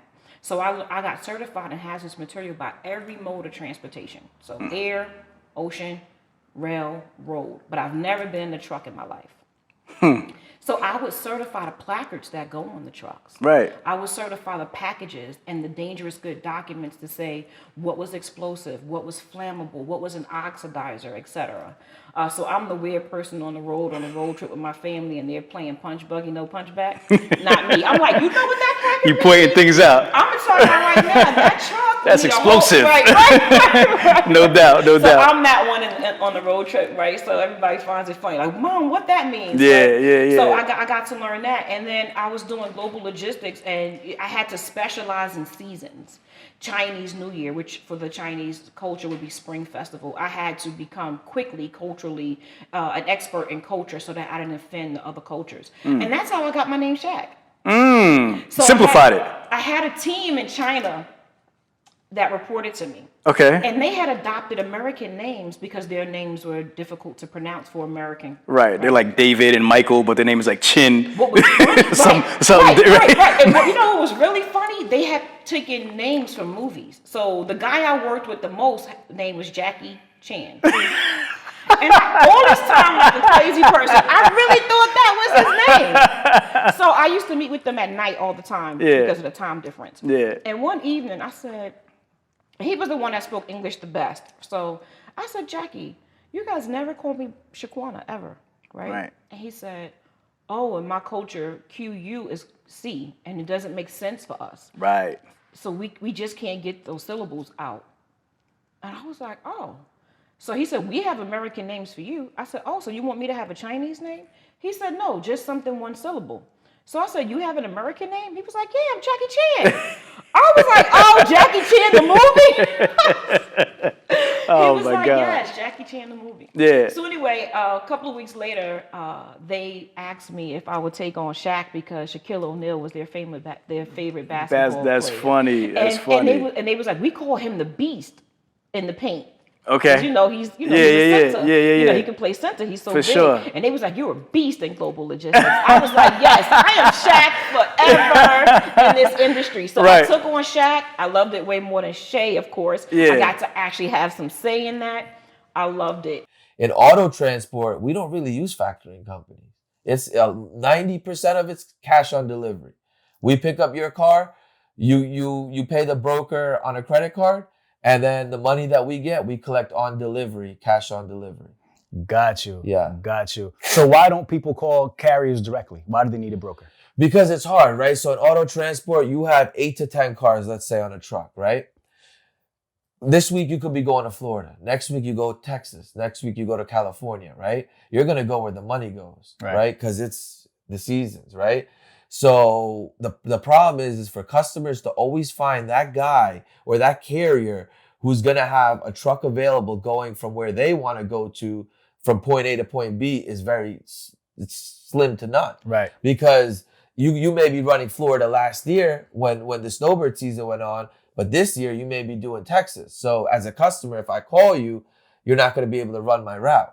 Right. Got you. So it's very hard to find these carriers unless you're doing a lot of work over and over again. And now we have dedicated lane. That's different. Right. But majority of transports and majority of orders that people will deal with when they're first getting into this business is going to be individuals like you and I, auction cars, small dealerships, car collectors, stuff like that. Got you. How do you start a auto transport brokerage? You talked about having $25,000, right? That's what you got started with. So talk about, startup costs, a little bit about getting started. What do you need in terms of licensing, certifications? Okay. Talk about that. So it's simple. That $25,000 I had, a lot of that was a cushion, right? I only used about $5 to $8,000 of it. Okay. It's not expensive, right? You have your regular DOT filing fees, your MC, your DOT, your BOC3, your UCR. Then you have your LLC and stuff like that, your regular cost for that. You have your website, because that's huge. Website's huge because we're online presence is everything for us, right? And then the main thing is the leads, right? The bond, that's standard, right? Depending on your credit. My bond payment was $1,000 every 3 months for the first year. Right. The second year, it went down 50%. The third year, it went down another 25%. Now we pay less than like $800 a year. Okay. So bond payment is big. That's credit based. So, you got to have your credit right. And then the leads, right? The leads is the customers. The individuals that need to ship their car from point A to point B, that information goes right into your system. So you wake up in the morning, you have 50 leads. These are 50 people that need to ship their car. Right. Now it's up to you whether they're going to go with you or me or the next guy. And that's where reviews comes in. Okay. Reviews is everything for us, right? You go to transportreviews. We tell customers, we're like, look, if you're iffy about going with us, just do us a favor. Go on transportreviews.com. Go back 3 years, go back 5 years and see the consistency in reviews, right? Right. Because for $50, you don't want to give your car to some guy that's not going to get it there for 2 weeks, 3 Right. weeks, because now you can't go to work or you can't go to school, Right. or you can't sell the car. So it's huge, you pretty much get what you pay for in this business. Yeah. What are some of those horror stories that happen in auto transport that people want to avoid? That when you're looking for reviews, you want to make sure that you're not seeing this. Right. So the main thing is 1, bait and switch, and 2, uninsured carriers. Right. Okay. So bait and switch is the biggest one. So when you look up auto transport brokers, you're going to see a lot of, so-and-so told me 500, but when the driver delivered, it was 800, right? So what these brokers tend to do is a lot of them are seasonal. They don't take the business seriously, and it's just a sales job for them, right? So this is what they do. They get on the phone with the lead, and everybody's quoting 800, they quote 500. Bam. They get their broker fee up front. They don't even have a carrier yet, right? They just get the broker fee up front, put $200 in their pocket. Now, quote unquote, that job's going to be $300 to the carrier. Yeah. It's going to be at least $500, right? So there's a $200 difference there. So now what the broker does is he doesn't tell the customer. He books the driver, right, for $500 instead of $300. Driver picks up the car, delivers it, and asks the customer for $500. Customer has $300 in their hand. Right. If you don't pay the driver, the car don't come off the truck. Because the driver didn't do nothing wrong. No choice. Right? At that time. It was clearly on the bill of lading and everything that you just signed really quickly and let it go because you trusted your broker. Right. So that bait and switch is what kills our game, because what these brokers do is they get on the phone with these customers, they lock them in with this fine print contracts, take broker fees, put them in their pocket, and they don't even know if they could get a carrier on those dates for that price. Wow. So that's the biggest problem. Wow. What was the other one you said? The other one is uninsured carriers. Uninsured carriers. Right? Okay. They find carriers whose insurances have lapsed. They're not supposed to move cars. They don't have the right equipment, stuff like that. Because they tend to run cheaper, Right. So they make more money. The brokers are trying to make more money, and they don't really, they're not looking out for the customer like they should be. Gotcha. Because they're trying to do this for a 3 to 6 month period, make as much money as they can, and then open up under another name. Got you. That's why the bonds went up too. The bonds went up from 10,000 to 75,000. Got you. Wow. How much did your previous experience working for the other auto freight brokerage help you getting started in your own business? Huge, because the first guy I worked for, while I was with him for a year, had 3 different businesses that we worked for. Okay. He kept shutting down, opening. Okay. Right? So now I'm looking at it and I'm like, this dude has so much repeat business that he's letting go of just to make, 50,000 this summer, 100,000 this summer. It makes no sense, right? Right. So, and then all these repeat customers, like you have manufacturers every 3 months, they're writing checks to different companies. They start, questioning it too. Right. So I learned that the way to do this is it's going to take time. It's going to start slow, but do it the right way and build a brand, build a name, right? Be patient. You may not make $1 million your first year, your second year, but your third and fourth year, you could do it without even trying. Right. Because now you have a brand. Now you could send them to transport reviews, Gotcha. You don't have to just start burn customers to pay bills and so forth like a lot of these guys do. Got you. What's more important, the having the carrier base or having those leads? The leads, if you had to focus your energy on one. So I would say the leads, because even though you could buy the leads, those are essentially your customers, right? So let me tell you, the first job I worked at, my first lead that I booked was this girl, right? She worked for State Farm. And what they do is they move their agents around every 3 to 6 months. So I shipped her car and took care of her. From that $1.50 lead, I got over 500 of her coworkers because I took care of her. Wow. Within a 3 to 4 year period, I was at about 500 coworkers. Oh, wow. Yeah. That's so crazy. It's what you make of it, right? So if you get a $1.50 lead and you do that person wrong, you're not going to get all the business behind it, right? Whereas if you get that lead, you do good by the customer, you make $50 less today, they may give you 10 to 100 customers behind them. Right. 100%. And their family, their friends, everybody's moving, right? Yeah. Everybody's shipping cars. Everybody has to go to college. That car has to go on a truck. And there's pretty much one way to do this. Right. Is to go through a broker. Yeah. You try to go through a carrier, you're either gonna keep calling and not get somebody for your dates, or you're gonna have to work around their schedule. They're gonna tell you, yeah, we could take it, but next month. Got you.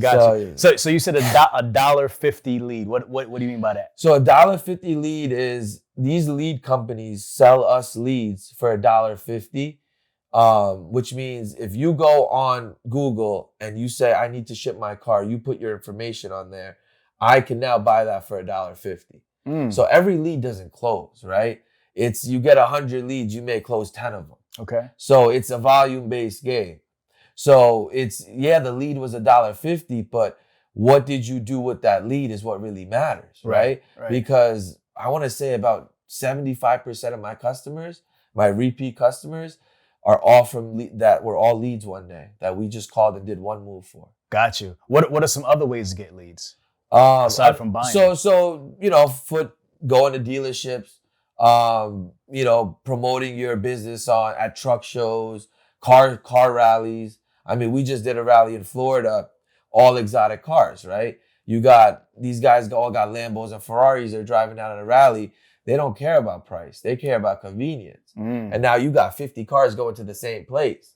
So now that's where you really make good money, all by just sponsoring that rally one year. I got back into corporate, and by that time I was in Charlotte. And so when I was in Charlotte, I was able to get recruited by one of the largest freight brokerage firms in the country, which is XPO. Okay. And that's where I first got my real taste into the trucking industry. How'd that happen? How did you even, become attractive to or attracted to XPO? Like, how'd that whole thing work out? Because you weren't doing logistics prior to this. Nope, I wasn't doing logistics prior. Prior to this, I had just moved up to Charlotte, and when I got there, I just did a bunch of networking, and also had my clothing store with me. So I would be out downtown networking, and I came across this recruitment agency. Okay. And so they had a large client, which they didn't let me know who it was at first, but they showed them my resume. They ended up giving me an interview. I interviewed for like 3 rounds and ended up landing a position as a staff accountant within that brokerage firm. And how was that? Oh man, it was my first taste of real money. My first taste, because I was responsible for $2 million a week. Okay. So entry level? Yeah. Okay. Yeah, entry level, fresh out of college.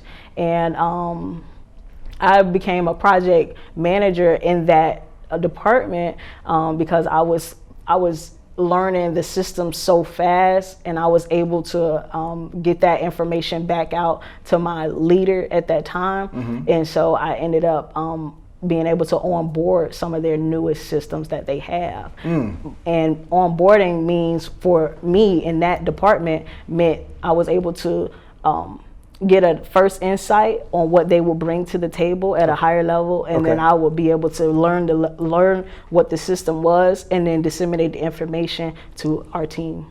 Okay, got you. So were you actually brokering freight at that time, or you were doing like another discipline in there? Like, you weren't brokering freight? No, I wasn't brokering freight. I was counting all the money from the brokerage. Got you. So when you say you're responsible for the $2 million, that means, like you said, you're counting the money. You're not really actually making the money.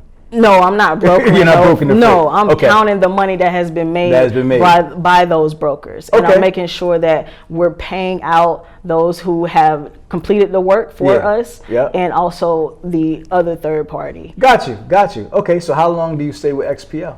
Oh, I stayed with XPO for about 2 years. Did you remain in the same position, or did you do anything different within the organization? Mainly the first year, I spent most times just learning the inside of what they had going on. Okay. So it was an entry level position. So as I went through getting my knowledge from them, and in turn giving them my knowledge that I had learned from college, I was mainly developing what was going on within the staff accountant department. And then from there, I became more so of a leader and being able to understand the newer systems and give them to our department as a whole. Got you. So I mainly stayed within that realm. Got you. So you said you were there for 2 years? Yeah. Okay, so when you left, what did you take away from there? What was the key takeaway that you learned working with XPO?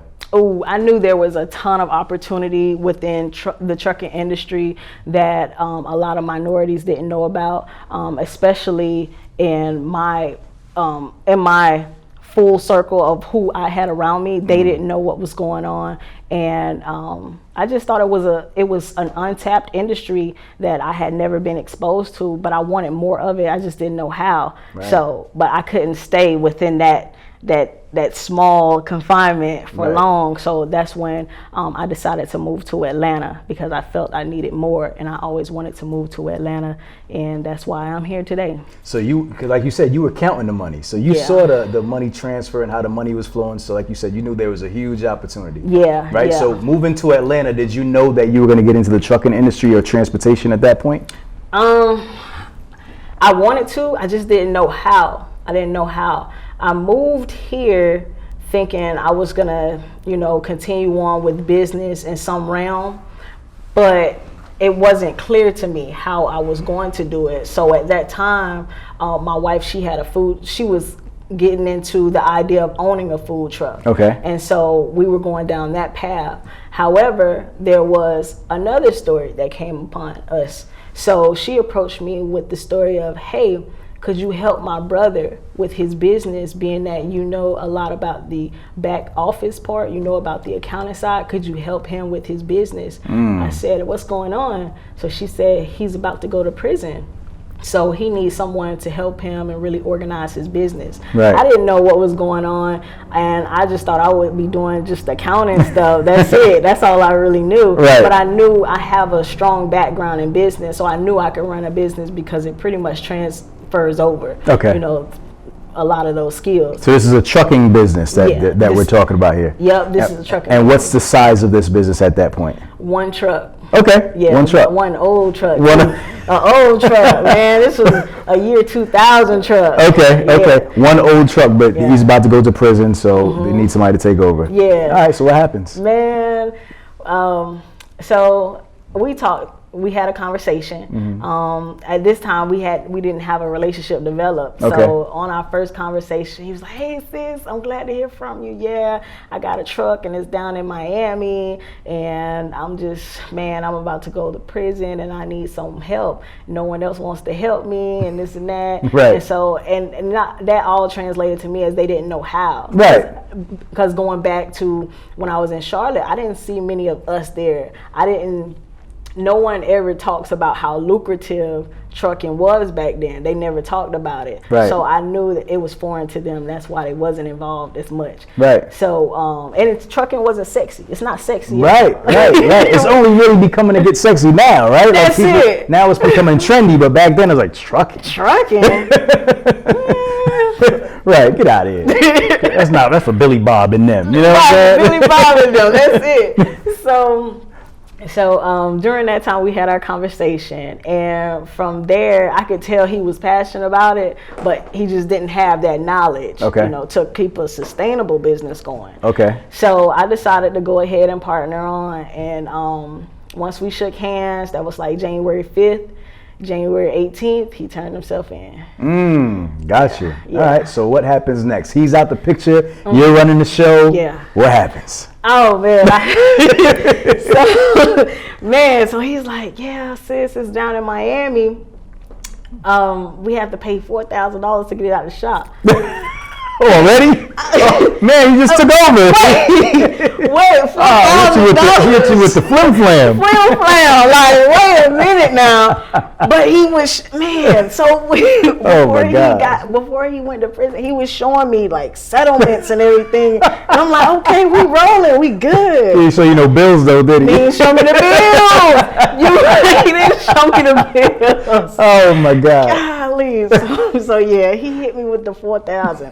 So before he turned himself in, also he drove the truck up to Jacksonville, to a more familiar territory. Okay. And once I got there, man, it was in the shop there. Okay. So he had driven it up there, put it in the shop, and it was 4,000 down in Miami. And so to get it up there, yeah. From there, we ended up finding out that the injectors, one of the injectors went bad as well. So we had to change that out. So that was another $1,500. Oh man. Yeah, so I was in it. So you 55 in the red already. Just getting started in your leadership role. Yeah. Okay. So after going to the mechanic that weekend, because I was only doing weekends down there, I wasn't living there. I was in Atlanta. Right. So I went back home, and I would just always sit like, okay, what's going on with my truck? What's going on with it? And how am I going to get it to Atlanta? Right. So in order to move it, I would have to call people all the time, and I'll have to say, "Hey, could you go move my truck from this point to this point?" Because it couldn't sit. When trucks sit, they start to break down. Right. And I just knew that from cars too. They need to be cranked up. So I would have somebody go crank it up, or somebody move it from point A to point B. And it started to get expensive. I didn't want to keep doing that. Right. And plus, I'm trying to hurry up and get the business started and rolling, because as it sits, it just started to accumulate more bills, with paying for parking. Right. And having someone go look at it or crank it up for me. I said, man, I need to know what's going on with this. Yeah. That's why I decided to, okay, now I think I need to get my CDL. Who are you running for, and how did you get that opportunity to be able to have this work with your box truck? So what I identified was the best market for me to get into in my city was going to be with Amazon. Okay. Right? The largest business in the world. And it just so happens that Jacksonville has about 6 distribution centers. Right? So for me, that was my target. because it was the easiest way for me to get in. It was the most cost effective. And from what I understood, it was going to be the best opportunity. You know, I would search different job postings and see things and call brokers and get information. And everybody kept saying Amazon, Amazon, Amazon, Amazon. So I identified like, this is what I'm going to do. Were there any other companies that were on your radar that you could work with, or was it just Amazon? You know what, bro? It was the fact where once I identified Amazon with a few of them, I didn't care. It was like you just stopped right there. Yeah, because this is something like you have to just get started. Okay. You know, just get started, and once you get started, more things will come. Okay. I was kind of content with that, and honestly, it's one of them things, man. You know, when that job start getting on your nerves, bro, you just looking for okay. I'll take anything at this point. I just want to start the business because in any business that I've been in, I've always started again from the bare minimum. When I started doing shirts, I started with literally one shirt and a transfer, and that grew to whether how good or bad it did, it grew into an entire shop. Where again, the numbers were the numbers, but we still, were running. Gotcha. Right? And so everything, I'm just used to starting absolutely from the bottom and literally getting it out the mud and making the most of it. So I was confident in my pursuit of this that, hey, if you just get started, you'll figure it out. Now, did you have a CDL? No. Okay, because I think a lot of people think you have to have a CDL yeah. to have a box truck. So you don't have to have a CDL at all. No. Right? Is there? Well, that depends on the weight. Okay, so talk about that. Okay, so in box trucks, generally what you see primarily in the last mile portion is going to be non-CDL requiring equipment, which means that it's a 26,000 GVW and down. So GVW stands for gross vehicle weight. So as long as the box truck is under that 26,000, it does not require a CDL license. You can drive it without. If it goes a pound above it, at that point, it does require a CDL, maybe a Class B, but it does require a CDL in order to operate it. Gotcha. Why is that you see majority non-CDL in the last mile niche as opposed to the ones that are heavier and are CDL required? I would say it's more so based on the weight of what we are transporting. Okay. When you're talking about, I operate 10 trucks nightly in Jacksonville, and, they're literally transporting goods in boxes going to the customers for Amazon. So, Amazon will put a pencil in the box. Right. So the weight isn't as much. It does not require as heavy duty of a truck. So it's one of those things where I think from the efficiency standpoint, it just makes sense to use non-CDL specific box trucks in order to retain as much as you possibly can. Okay. In your bottom line. Got you. So so you have your truck, you identify Amazon as a company you want to work for. What did you do to actually did you get a contract with Amazon? How did that work? Amazon Relay. Okay. Amazon Relay, it's all there, so with Amazon Relay, you go through a process of pretty much identifying, that you want to carry for Amazon. Of course, they have their requirements, so they'll ask you insurance requirements, verification of your authority, and pretty much it may take about 2 or 3 days to get verified. Amazon is all about performance, so they will let you in, but you have to perform. Okay. You have to have good performance, and the better your performance is, the more you can be rewarded. Because again, my business has solely up to this point been based off of the spot market for Amazon, not contractual work, all being in position, understanding the operation, understanding the times to have trucks posted, and just making the most out of every opportunity they put in front of me has really gotten us to the point that we're at now. Got you. So when you start working with them, are you dealing with like their own load board? Are you dealing with a specific dispatcher? How does that relationship work when you start building with Amazon initially? Yeah, so everything is driven by Amazon Relay, which is the load board. So everything, whether their application for navigating to their locations, for checking in, for scanning items, everything is driven through Amazon Relay, which is, like I said, their own personal load board. Got you. How did you know which loads to take early? Like, how did you know what to accept, what you should accept? What made sense for you when you were looking at your numbers? How did you identify that?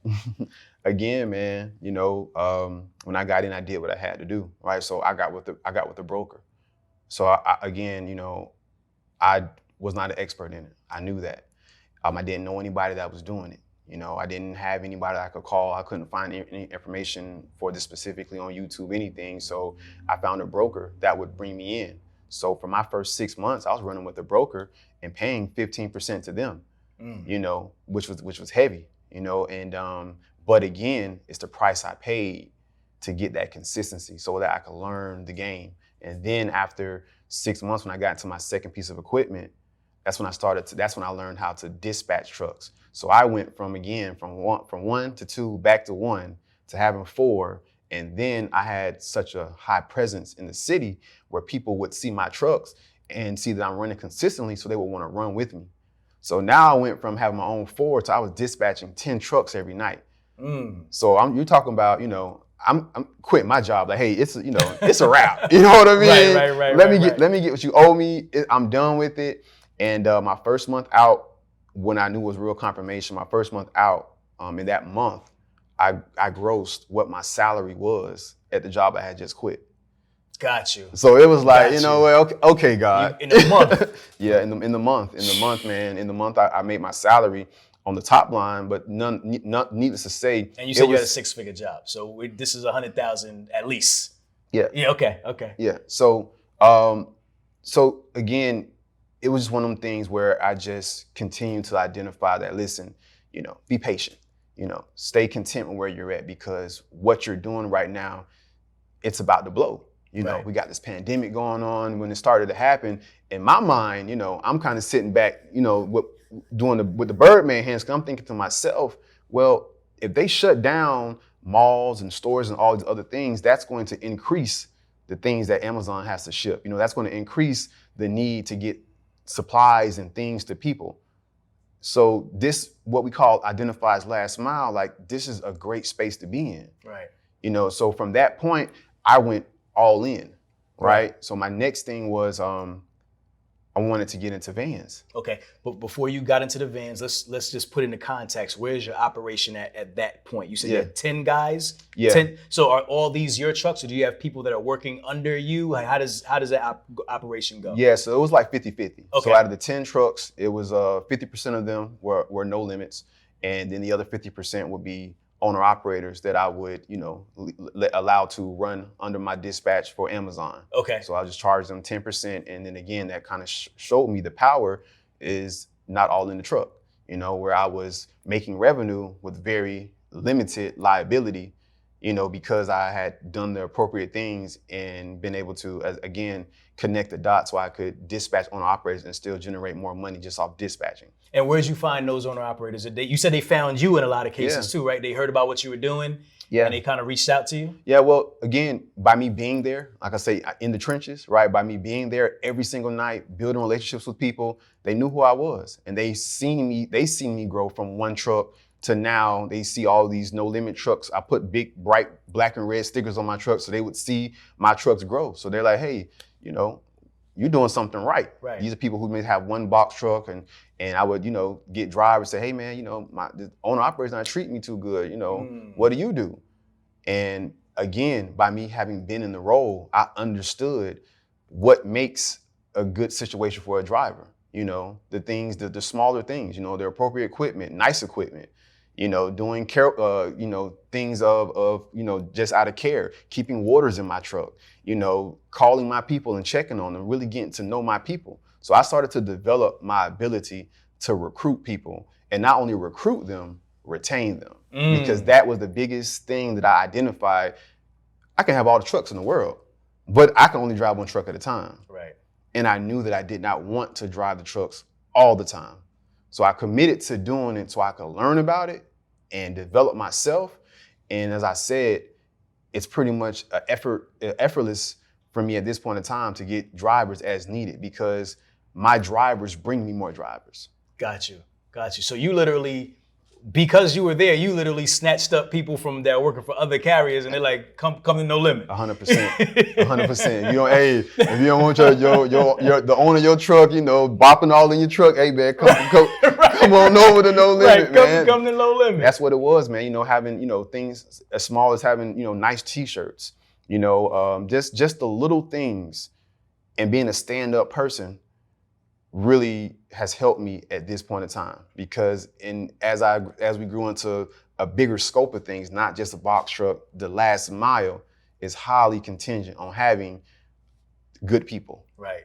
Because it's all about volume. So you have to have people to move the packages. So that's the number one asset to me in my experience in trucking, is the people, is my people.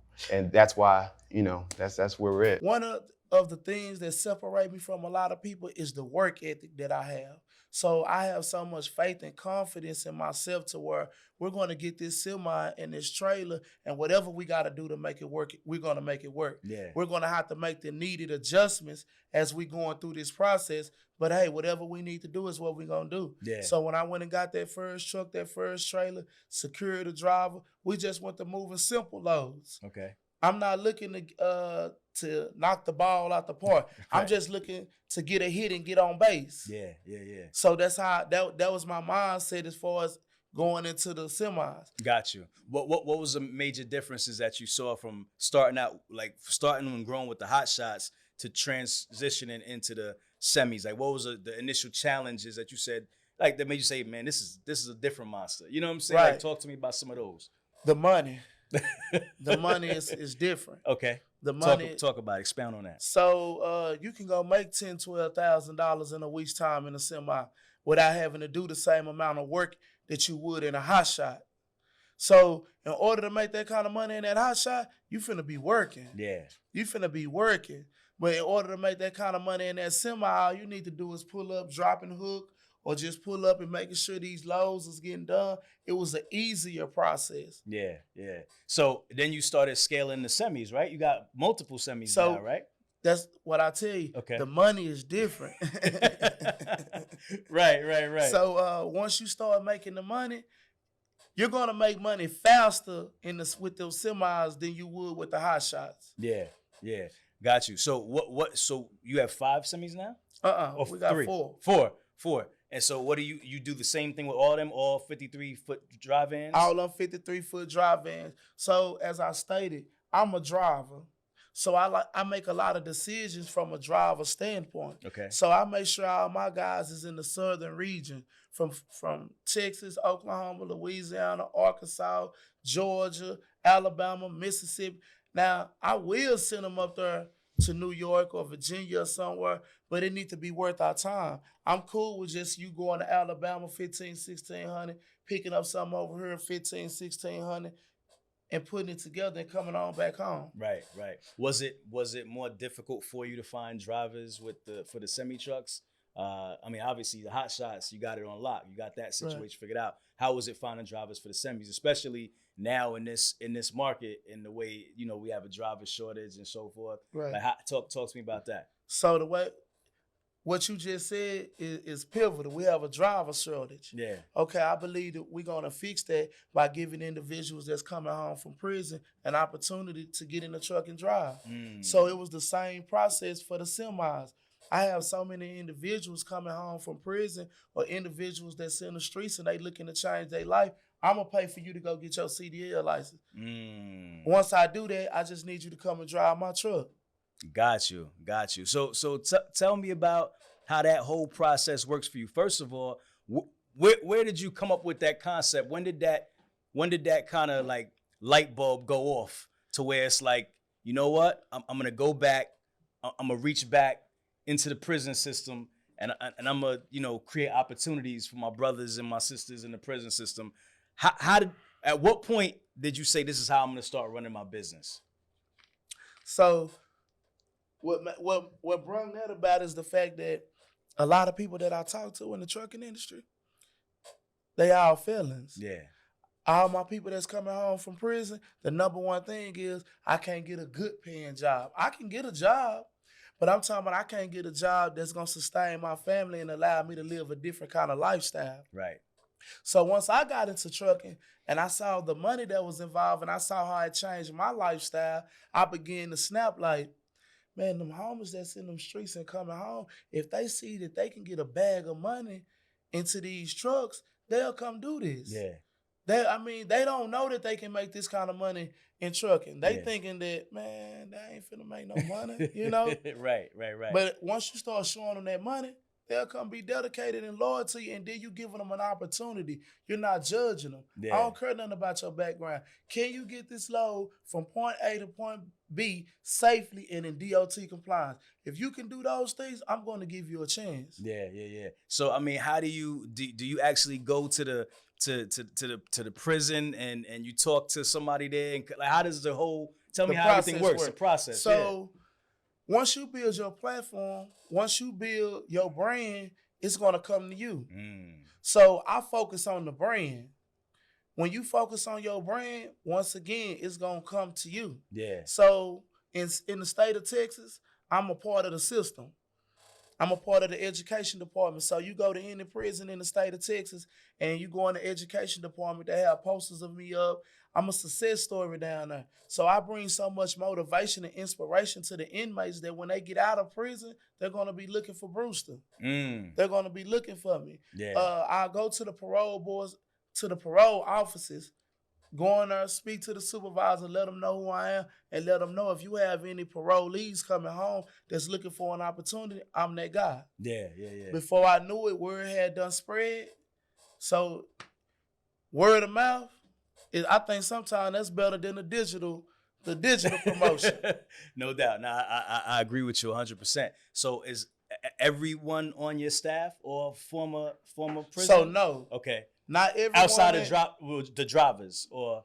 Oh yeah. So none of the office people have been incarcerated. Okay. Only the drivers. Okay. And that's only because that's their opportunity. Yeah. Fresh out of prison, you don't get an opportunity to make $1,000 to $1,500 weekly. Yeah. Fresh out of prison, you don't have no job skills. You lack an education, so they're not going to hire you to make that kind of money. Right. They think you only worth $12, $13 an hour. You're not proven. Right. But if you getting out of prison and I'm showing you how you can make anywhere from $1,000 to $1,500 a week, we looking at anywhere from $4,000 to $6,000 a month. Fresh out of prison, that's like $1 million to a guy. So I've been praying the whole time, Lord, I need a well. That's the only way we can grow and actually, flex our muscle in this game. So back in 2017, I get with a company called CalFrac Well Services. Okay. I get with CalFrac Well Services. As I get with CalFrac Well Services, we're the third company, right? We're in it's December. We're the third company. They told me I only need 20 of my trucks. I'm gonna do with the other ones, right? The beauty of it was the holiday time, so most of my guys weren't even trying to work in that two weeks anyway. Okay. Right, so that was the beauty of it. Right, it worked out for you. Or I would have lost all them trucks at that time because Right. I didn't have to work. Yeah. Well, so we get on the well. We got 20 trucks on it. Holidays come around, and the well starts to mess up. It starts to the back pressure. Okay. Like I was telling you, like we had to call coil too, man. Yeah, So yeah. the guy that was running it, he was with a bigger company, but one of the biggest companies out there, and he was like, "Hey Marcus, send your people home." I had 8 trucks at that time because everybody else wanted to go home. He said, "Send your guys home, man. Let them enjoy their time. Let them enjoy Christmas." And I said, "What's going on at the well?" And he said, "Oh man, they're back pressure, man. They're fighting pressure like it's no tomorrow. Fighting pressure means we can't actually finish the well because the ground, something's not agreeing with us at that time." Okay. And so sometimes you have to ease into it. So he's like, "They're back pressure. They're gonna call coil tubing. I know it." And that's what he tells me. And I was finna say, "Hey, bro, they might flow back and that thing go crazy. We'll be back fracking." Yeah. But I shut it up. I said, "Oh no, don't tell him that," because he think he know what he's talking about. Right. So he sends his trucks home. Okay. I get on my phone, my dispatcher. I say, "Monica, I don't care what they do. Do not tell them guys, don't leave. I'll give them extra money to stay for the holidays. Do whatever you need to do to keep them there." And she said, "Okay, I got you, Marcus. But Art said Art said we can go home for a couple of days. Coil tubing coming in." Right. I said, "Who you gonna listen to, Art or me?" And so, boom, I get off the phone with her. I go to sleep by 3 a.m. Marcus, the well's back. We the only trucking company out there. They ain't got no trucks. They running out of sand. You run out of sand in the oil field, you as the person that controls the sand, your day is over. You ain't got that control no more. Right. So I'm sitting here smiling like, "Yeah, Art, you done messed up." Right. So we 8 trucks out there running. So you know what I'm doing Monday. Yeah. I'm in the office. Right. You like when everything went bad, you know who stuck around and held it down. It went so hard. I'm in the office with my old frack stuff on. With the old uniform. I put the whole boots on, put the whole jump You up. playing the and part. well, they know because you was like, "You super frack man." Well, they know what it is. They know and that was the beauty of me being able to get the wells and be able to control a lot of basically what CalFrac had going on in that southern region. Yeah. It's because I was an ex-frac hand. I walked in there, I talked the talk. Right. Say stuff that I'm throwing out terms that they know I know. You know what I'm saying? So that makes them more comfortable. So they give me the well. Okay. Okay. So they give me the well, what is that, 18 January. Okay. From so we had 46 trucks, 18 January. We put on a truck every day. We put on 31 trucks in January, and we was like at 77 trucks at that time. Because now I gotta be able to control that 10 to 11 trucks a stage at an hour and a half. You got guys still gotta go on their 10-hour break. Yeah. That's why when you hear so many trucks, you have to have all that in the play. You got 20, 30 trucks on 10-hour break. Right. And you got these ones that gotta stay moving because you're still having to keep that volume going. Right. So, all right. So just to close that point, so when they give you this well, it's like so they almost just putting you in business. Like they know when they give the person the well, then they go and 10x their business. Oh yeah, that's $1 million. So it's like a big look. A well, and you don't got to pay for that or nothing like that. Nobody. It's a matter of performance. I earned it. That's what I'm saying. Like when and I went in there because I was at that point. I'm showing you I'm the only loyal carrier at that point. Right. He sent all his people home. Right. I'm sitting right here running. You at least got to frack some stages with them 8 trucks. Yeah. You at least got to. You couldn't do a lot with that, but I kept you in the mix. Yeah. And so that loyalty is gonna be like, your reward for it. Yes. Got you. Okay. So now you have the well, which is what you've been praying for, waiting for, and things are looking good. You say you get to 77 trucks now. In January. Yeah, we put on a truck a day. It was okay. Because the beauty of our people is when you see something going on that looks abnormal, we were taking trucks from everybody. Right. Everybody coming to mess with us now. Right. Are they official? Them brothers over there? Yeah. They actually doing this? Yeah. So by June, we had 96 trucks. 96 trucks. By the end of the year, we had 180 trucks. So he has knowledge of the industry. He doesn't have knowledge of the rules and the regulations, right? And so that's how. How much money do people lose or leave on the table because of their lack of knowledge of compliance? Tons. Absolutely. You know, even our own father, when he got audited, it was a $2,500 fine for his IRP and his IFTA, because they were just like, I think I drove 92 miles here and 59, here. And for instance, with KYU, the Kentucky weight distance permit, just by you not knowing, you can lose $500 just like that, right? And so what is that? How, can you explain that again? Yeah. So with how does that work? New York, Kentucky, New Mexico, Oregon, they have special weight distance taxes outside of like your international fuel taxes, right? And so even though you may not have transported or ran through that state, you are still required to report 0 miles. Failing to report 0 miles can cost you $500. It will cost you. It ain't no can. It will cost you $500, right? Because it's a tax. And so it's just like with your business tax. If you don't report anything, they like, okay, so you hiding money or what's going on, right? And so it's small things like that. We get calls where people are stuck at the weigh station trying to get out of New Mexico, at Kentucky, because they didn't know that they needed a weight distance permit on top of all of the other things, the MC number, USDOT number. And now it's like, oh crap. My load is delayed. My driver is frustrated. Now they're inspecting my truck.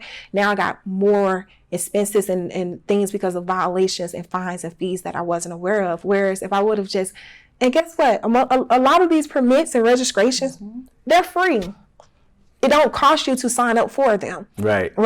It costs you if you use us because we're providing you a service, but a lot of them, they don't cost you. And so it's worth it to go ahead and get that account established and have it just in case you need to go through Kentucky. A lot of people don't like to go to New York, but we always tell them, get the permit and the account established so that if you do decide to go through there, you don't have to worry about anything. So it can literally, they start from $500, and we've had a client come on and do a testimonial with us. They got audited $12,000. When you're on the load board, when you're looking at heavy haul, what are the most important things you need to think about? Specs. You're looking at specs. Because I have a 26-foot well and a 26-foot well trailer. So you're looking at a lot of specs. So you're seeing the commodity, you're trying to picture it. Because sometimes you're picturing the load, you're trying to understand is it going to fit in your trailer well. Because sometimes if it's too long, you're wasting your time. You're going to call somebody when you get that to the ship, if not knowing your craft, you're going to get there and waste a whole day. because you're gonna get there, it's not gonna fit. Sometimes these brokers don't know exactly. They just know they have something to be shipped, and you need to know that it's gonna work for your trailer. So, and then it has to be legal weight to where you could travel through all the states that you're carrying as well. So all these stuff has to play in your mind when you're booking a load. You need to know everything. You need to know the permit costs. Sometimes they book a load, it's priced so low that after the permits, if you don't know what you're doing, after the permits, you're not really left with much. So you need to factor that in too, like estimated cost of permits and everything to make profit when you're booking these loads. If you don't, you'll be running for nothing. You get what I'm saying? It's like the pay is not going to add up. Has that ever happened to you? Nah. I definitely, I could say sometimes I went, like when at the beginning I was going low, but I was still making profit. Mm-hmm. But it wasn't like, I feel like I was making the max profit that I could. And that's just a learning curve when you're starting doing it. But now, I just, when I get on the load board, I know what my worth is. And I'm not entertaining nothing. Like, I'm not entertaining nothing under $9 a mile. What are the main things that impact the price? Because you said you kind of went all over the nation buying these routes, right? So talk to me about the way prices fluctuate and what are the things that impact price in the different regions. So knowledge is power. That's the first thing. Is what I mean by that is most sellers had no idea what their routes were worth. They had a loose concept from a rumor and someone else that they heard potentially sold, but they didn't have any actual data to say whether something was fairly underpriced or overpriced. So Route Consultant has really worked to solve that, is that we've given a ton of transparency to the marketplace to say, here's what these routes actually sell for. But when I was going through and doing roll-ups, there was no Route Consultant. Right. There was no one setting the standard for what these routes were worth. And so I was able to buy at really attractive prices because I had the capital to do so and I had the momentum of knowing what I was buying. Right. So I could go into someone's business that maybe they had out-of-date trucks, they had poor employees or not very much efficiency in the business. And I wasn't so much buying that business because I wanted to do everything that they were doing. I just wanted the right to deliver the boxes to the zip codes that they had. Right. And I knew that even if they weren't using the right trucks or the right people or the right strategy, I could push all that aside and put my own stuff in. Right. And so that's where I coach people that are entrepreneurs, whether it's in the transportation space with FedEx or not, educating yourself to where you understand that world and all of the pain points about it is one of the best ways that you can run a good business. Yeah. Where people get in trouble is that they do a little bit of research in this particular pie slice, and then they go ahead and jump in, and they're like, wow, there were all sorts of things that I didn't know that I should have known if I could have done it again. You go to that warehouse, let's go back to that experience. It opens your mind to this opportunity. So what happens next? Yeah, so I started flipping pallets for a few months. I'm like, soon as I got home. But stop. Okay, so before that, like, do you purchase anything there that day? Oh, You yeah. Go back. Let's kind of get into the story. How you Yeah. So I wasn't going to get anything. And my cousin was like, no, like, you're getting something. Right. And he's an older cousin. I'm like, okay, whatever. Right. So he started scanning items. He like, look, this is how much this is going for in the store. So he started breaking it down to me like that. And I'm like, okay, yeah, like, I'll do it. So what is he using to scan the He items? just, you can literally put the UPC number in on Google. Okay. So that's what we're doing. So we're trying to see, at this time, I don't know anything about the eBay app. We're just going off the Google. What's on Google? Yeah, anytime you get a product, the box on it, you could put the UPC number on Google and it's going to pop up and it's going to show you what it's selling for on Amazon, Target, Walmart, wherever the item is sold. Okay. So he's like, look, this is going for this amount. So based off the pallet, you got a $500 pallet and everything on there, you can probably make like $1,200. Then, you know, I need that profit. So I found my pallet and it was $490. I paid, well, it was $450, but I didn't bring my seller's license. Mind you, I had a seller's license because I had started a business in 2018, but I didn't bring it with me because I kind of let that business, you know, whatever. Okay. So if you have a seller's license, you're going to save on sales tax. So get your seller's license. So I paid that $450 plus the tax, so it was $490. Okay. So we had brought a truck and his van. We bring it back to my house. It's too late to do anything. So the very next day, I'm like, I'm telling my mom, like, hey, I got this stuff. And she's looking at me like I'm crazy. Like, Right, first like of you all, got a bunch of junk. Yeah. I Like, want you to get out. I'm already, yeah. Well, you moving backwards. Yeah, but I know she was looking at me like, girl, what are you doing? Right. So I bring the pallet home, put it in the garage, and I sold something to her. I'm like, look, I got this, it was a grill, it's an indoor grill, so you can make like pancakes or whatever on. Okay. And I showed her, I said, look, it's selling for $50 on Walmart. I'll sell it to you for $35. Sold it like that. Gotcha. And so I just started taking pictures of it, and I put it on OfferUp, Facebook Marketplace, and it started going like crazy because it was the beginning, right before the pandemic hit, or was it the beginning of the pandemic, people kept saying, my kids are in the house, they're bored, and I had hoverboards. And sometimes people return, you got to think about the reasons why people return items. I know a lot of people are like, well, why would you want to buy a return item? Think about how many times you order something on Amazon, you got the wrong item, or the item looks bigger online than it is in person. Right. Sometimes people buy stuff and they're like, man, I should have never spent this money. So they send it back. Well, Amazon doesn't necessarily want to put the items back on the shelf. Like, we got new products coming. I worked at Amazon too for many years. So we don't want to put the items back on the shelf. We want to we got to get rid of this stuff because we have new stuff coming in every single day.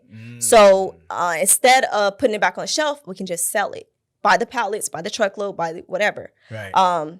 So I brought the stuff home. I listed on OfferUp, Facebook Marketplace, and it just starts selling. So those platforms are free. That's why I preach. This is for people who are trying to figure out, like, I need a side hustle. I need some extra money.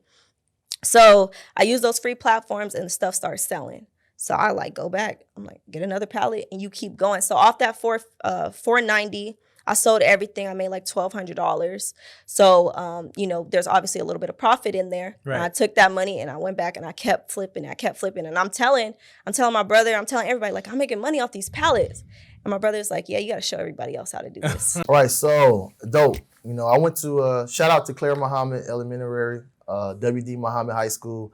That's a school I went to. That's a community that built me to what I am now.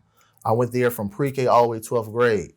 And I've just been thinking for the past, couple of months, like, I want to give back, but I want to give back in my own way. What's the most beneficial way I can give back? And, with school and curriculum and education, it's a lot of, college prep courses and stuff like that. And I want to bring something vocational style. You got woodwork, welding, arts and crafts, and stuff like that. So I wanted to bring something within business education. So I was like, you know what? I want to teach 9th, 10th, 11th, 12th graders how to do business with the world's largest customer.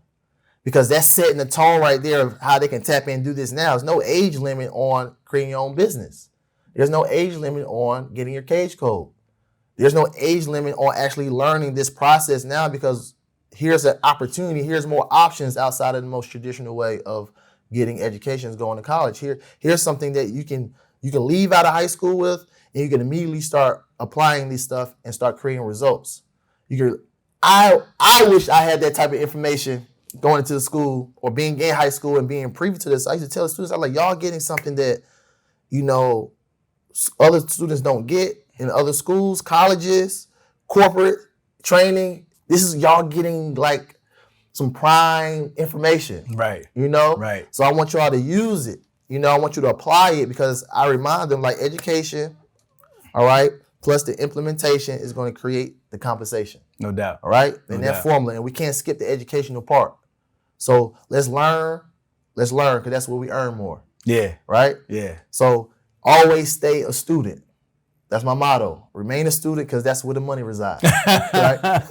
When you learn more, you earn more. So it's a blessing. I just started this past Friday teaching 9th, 10th, 11th, 12th graders government contracting, and it's been dope. And they've been excited, and they're just like, it just opened up a whole new can of worms in it. And I just feel so great inside that I'm able to give back in that way and really help birth and help create more entrepreneurs. It might be the next, $1 billion company come out of the school based off of government contracting. Right. You know what I mean? And they found their lane, they found their niche, and they got rich. Yeah, no doubt. And it goes. So it's a beautiful experience. I'm enjoying it, man. It's gonna keep getting better and better too. That's dope. All right, so here's my next question. So, because a lot of people listening to this, when they think of government contracting, they're probably on like a 6th to 9th grade level, right? Because it's totally new, totally new world.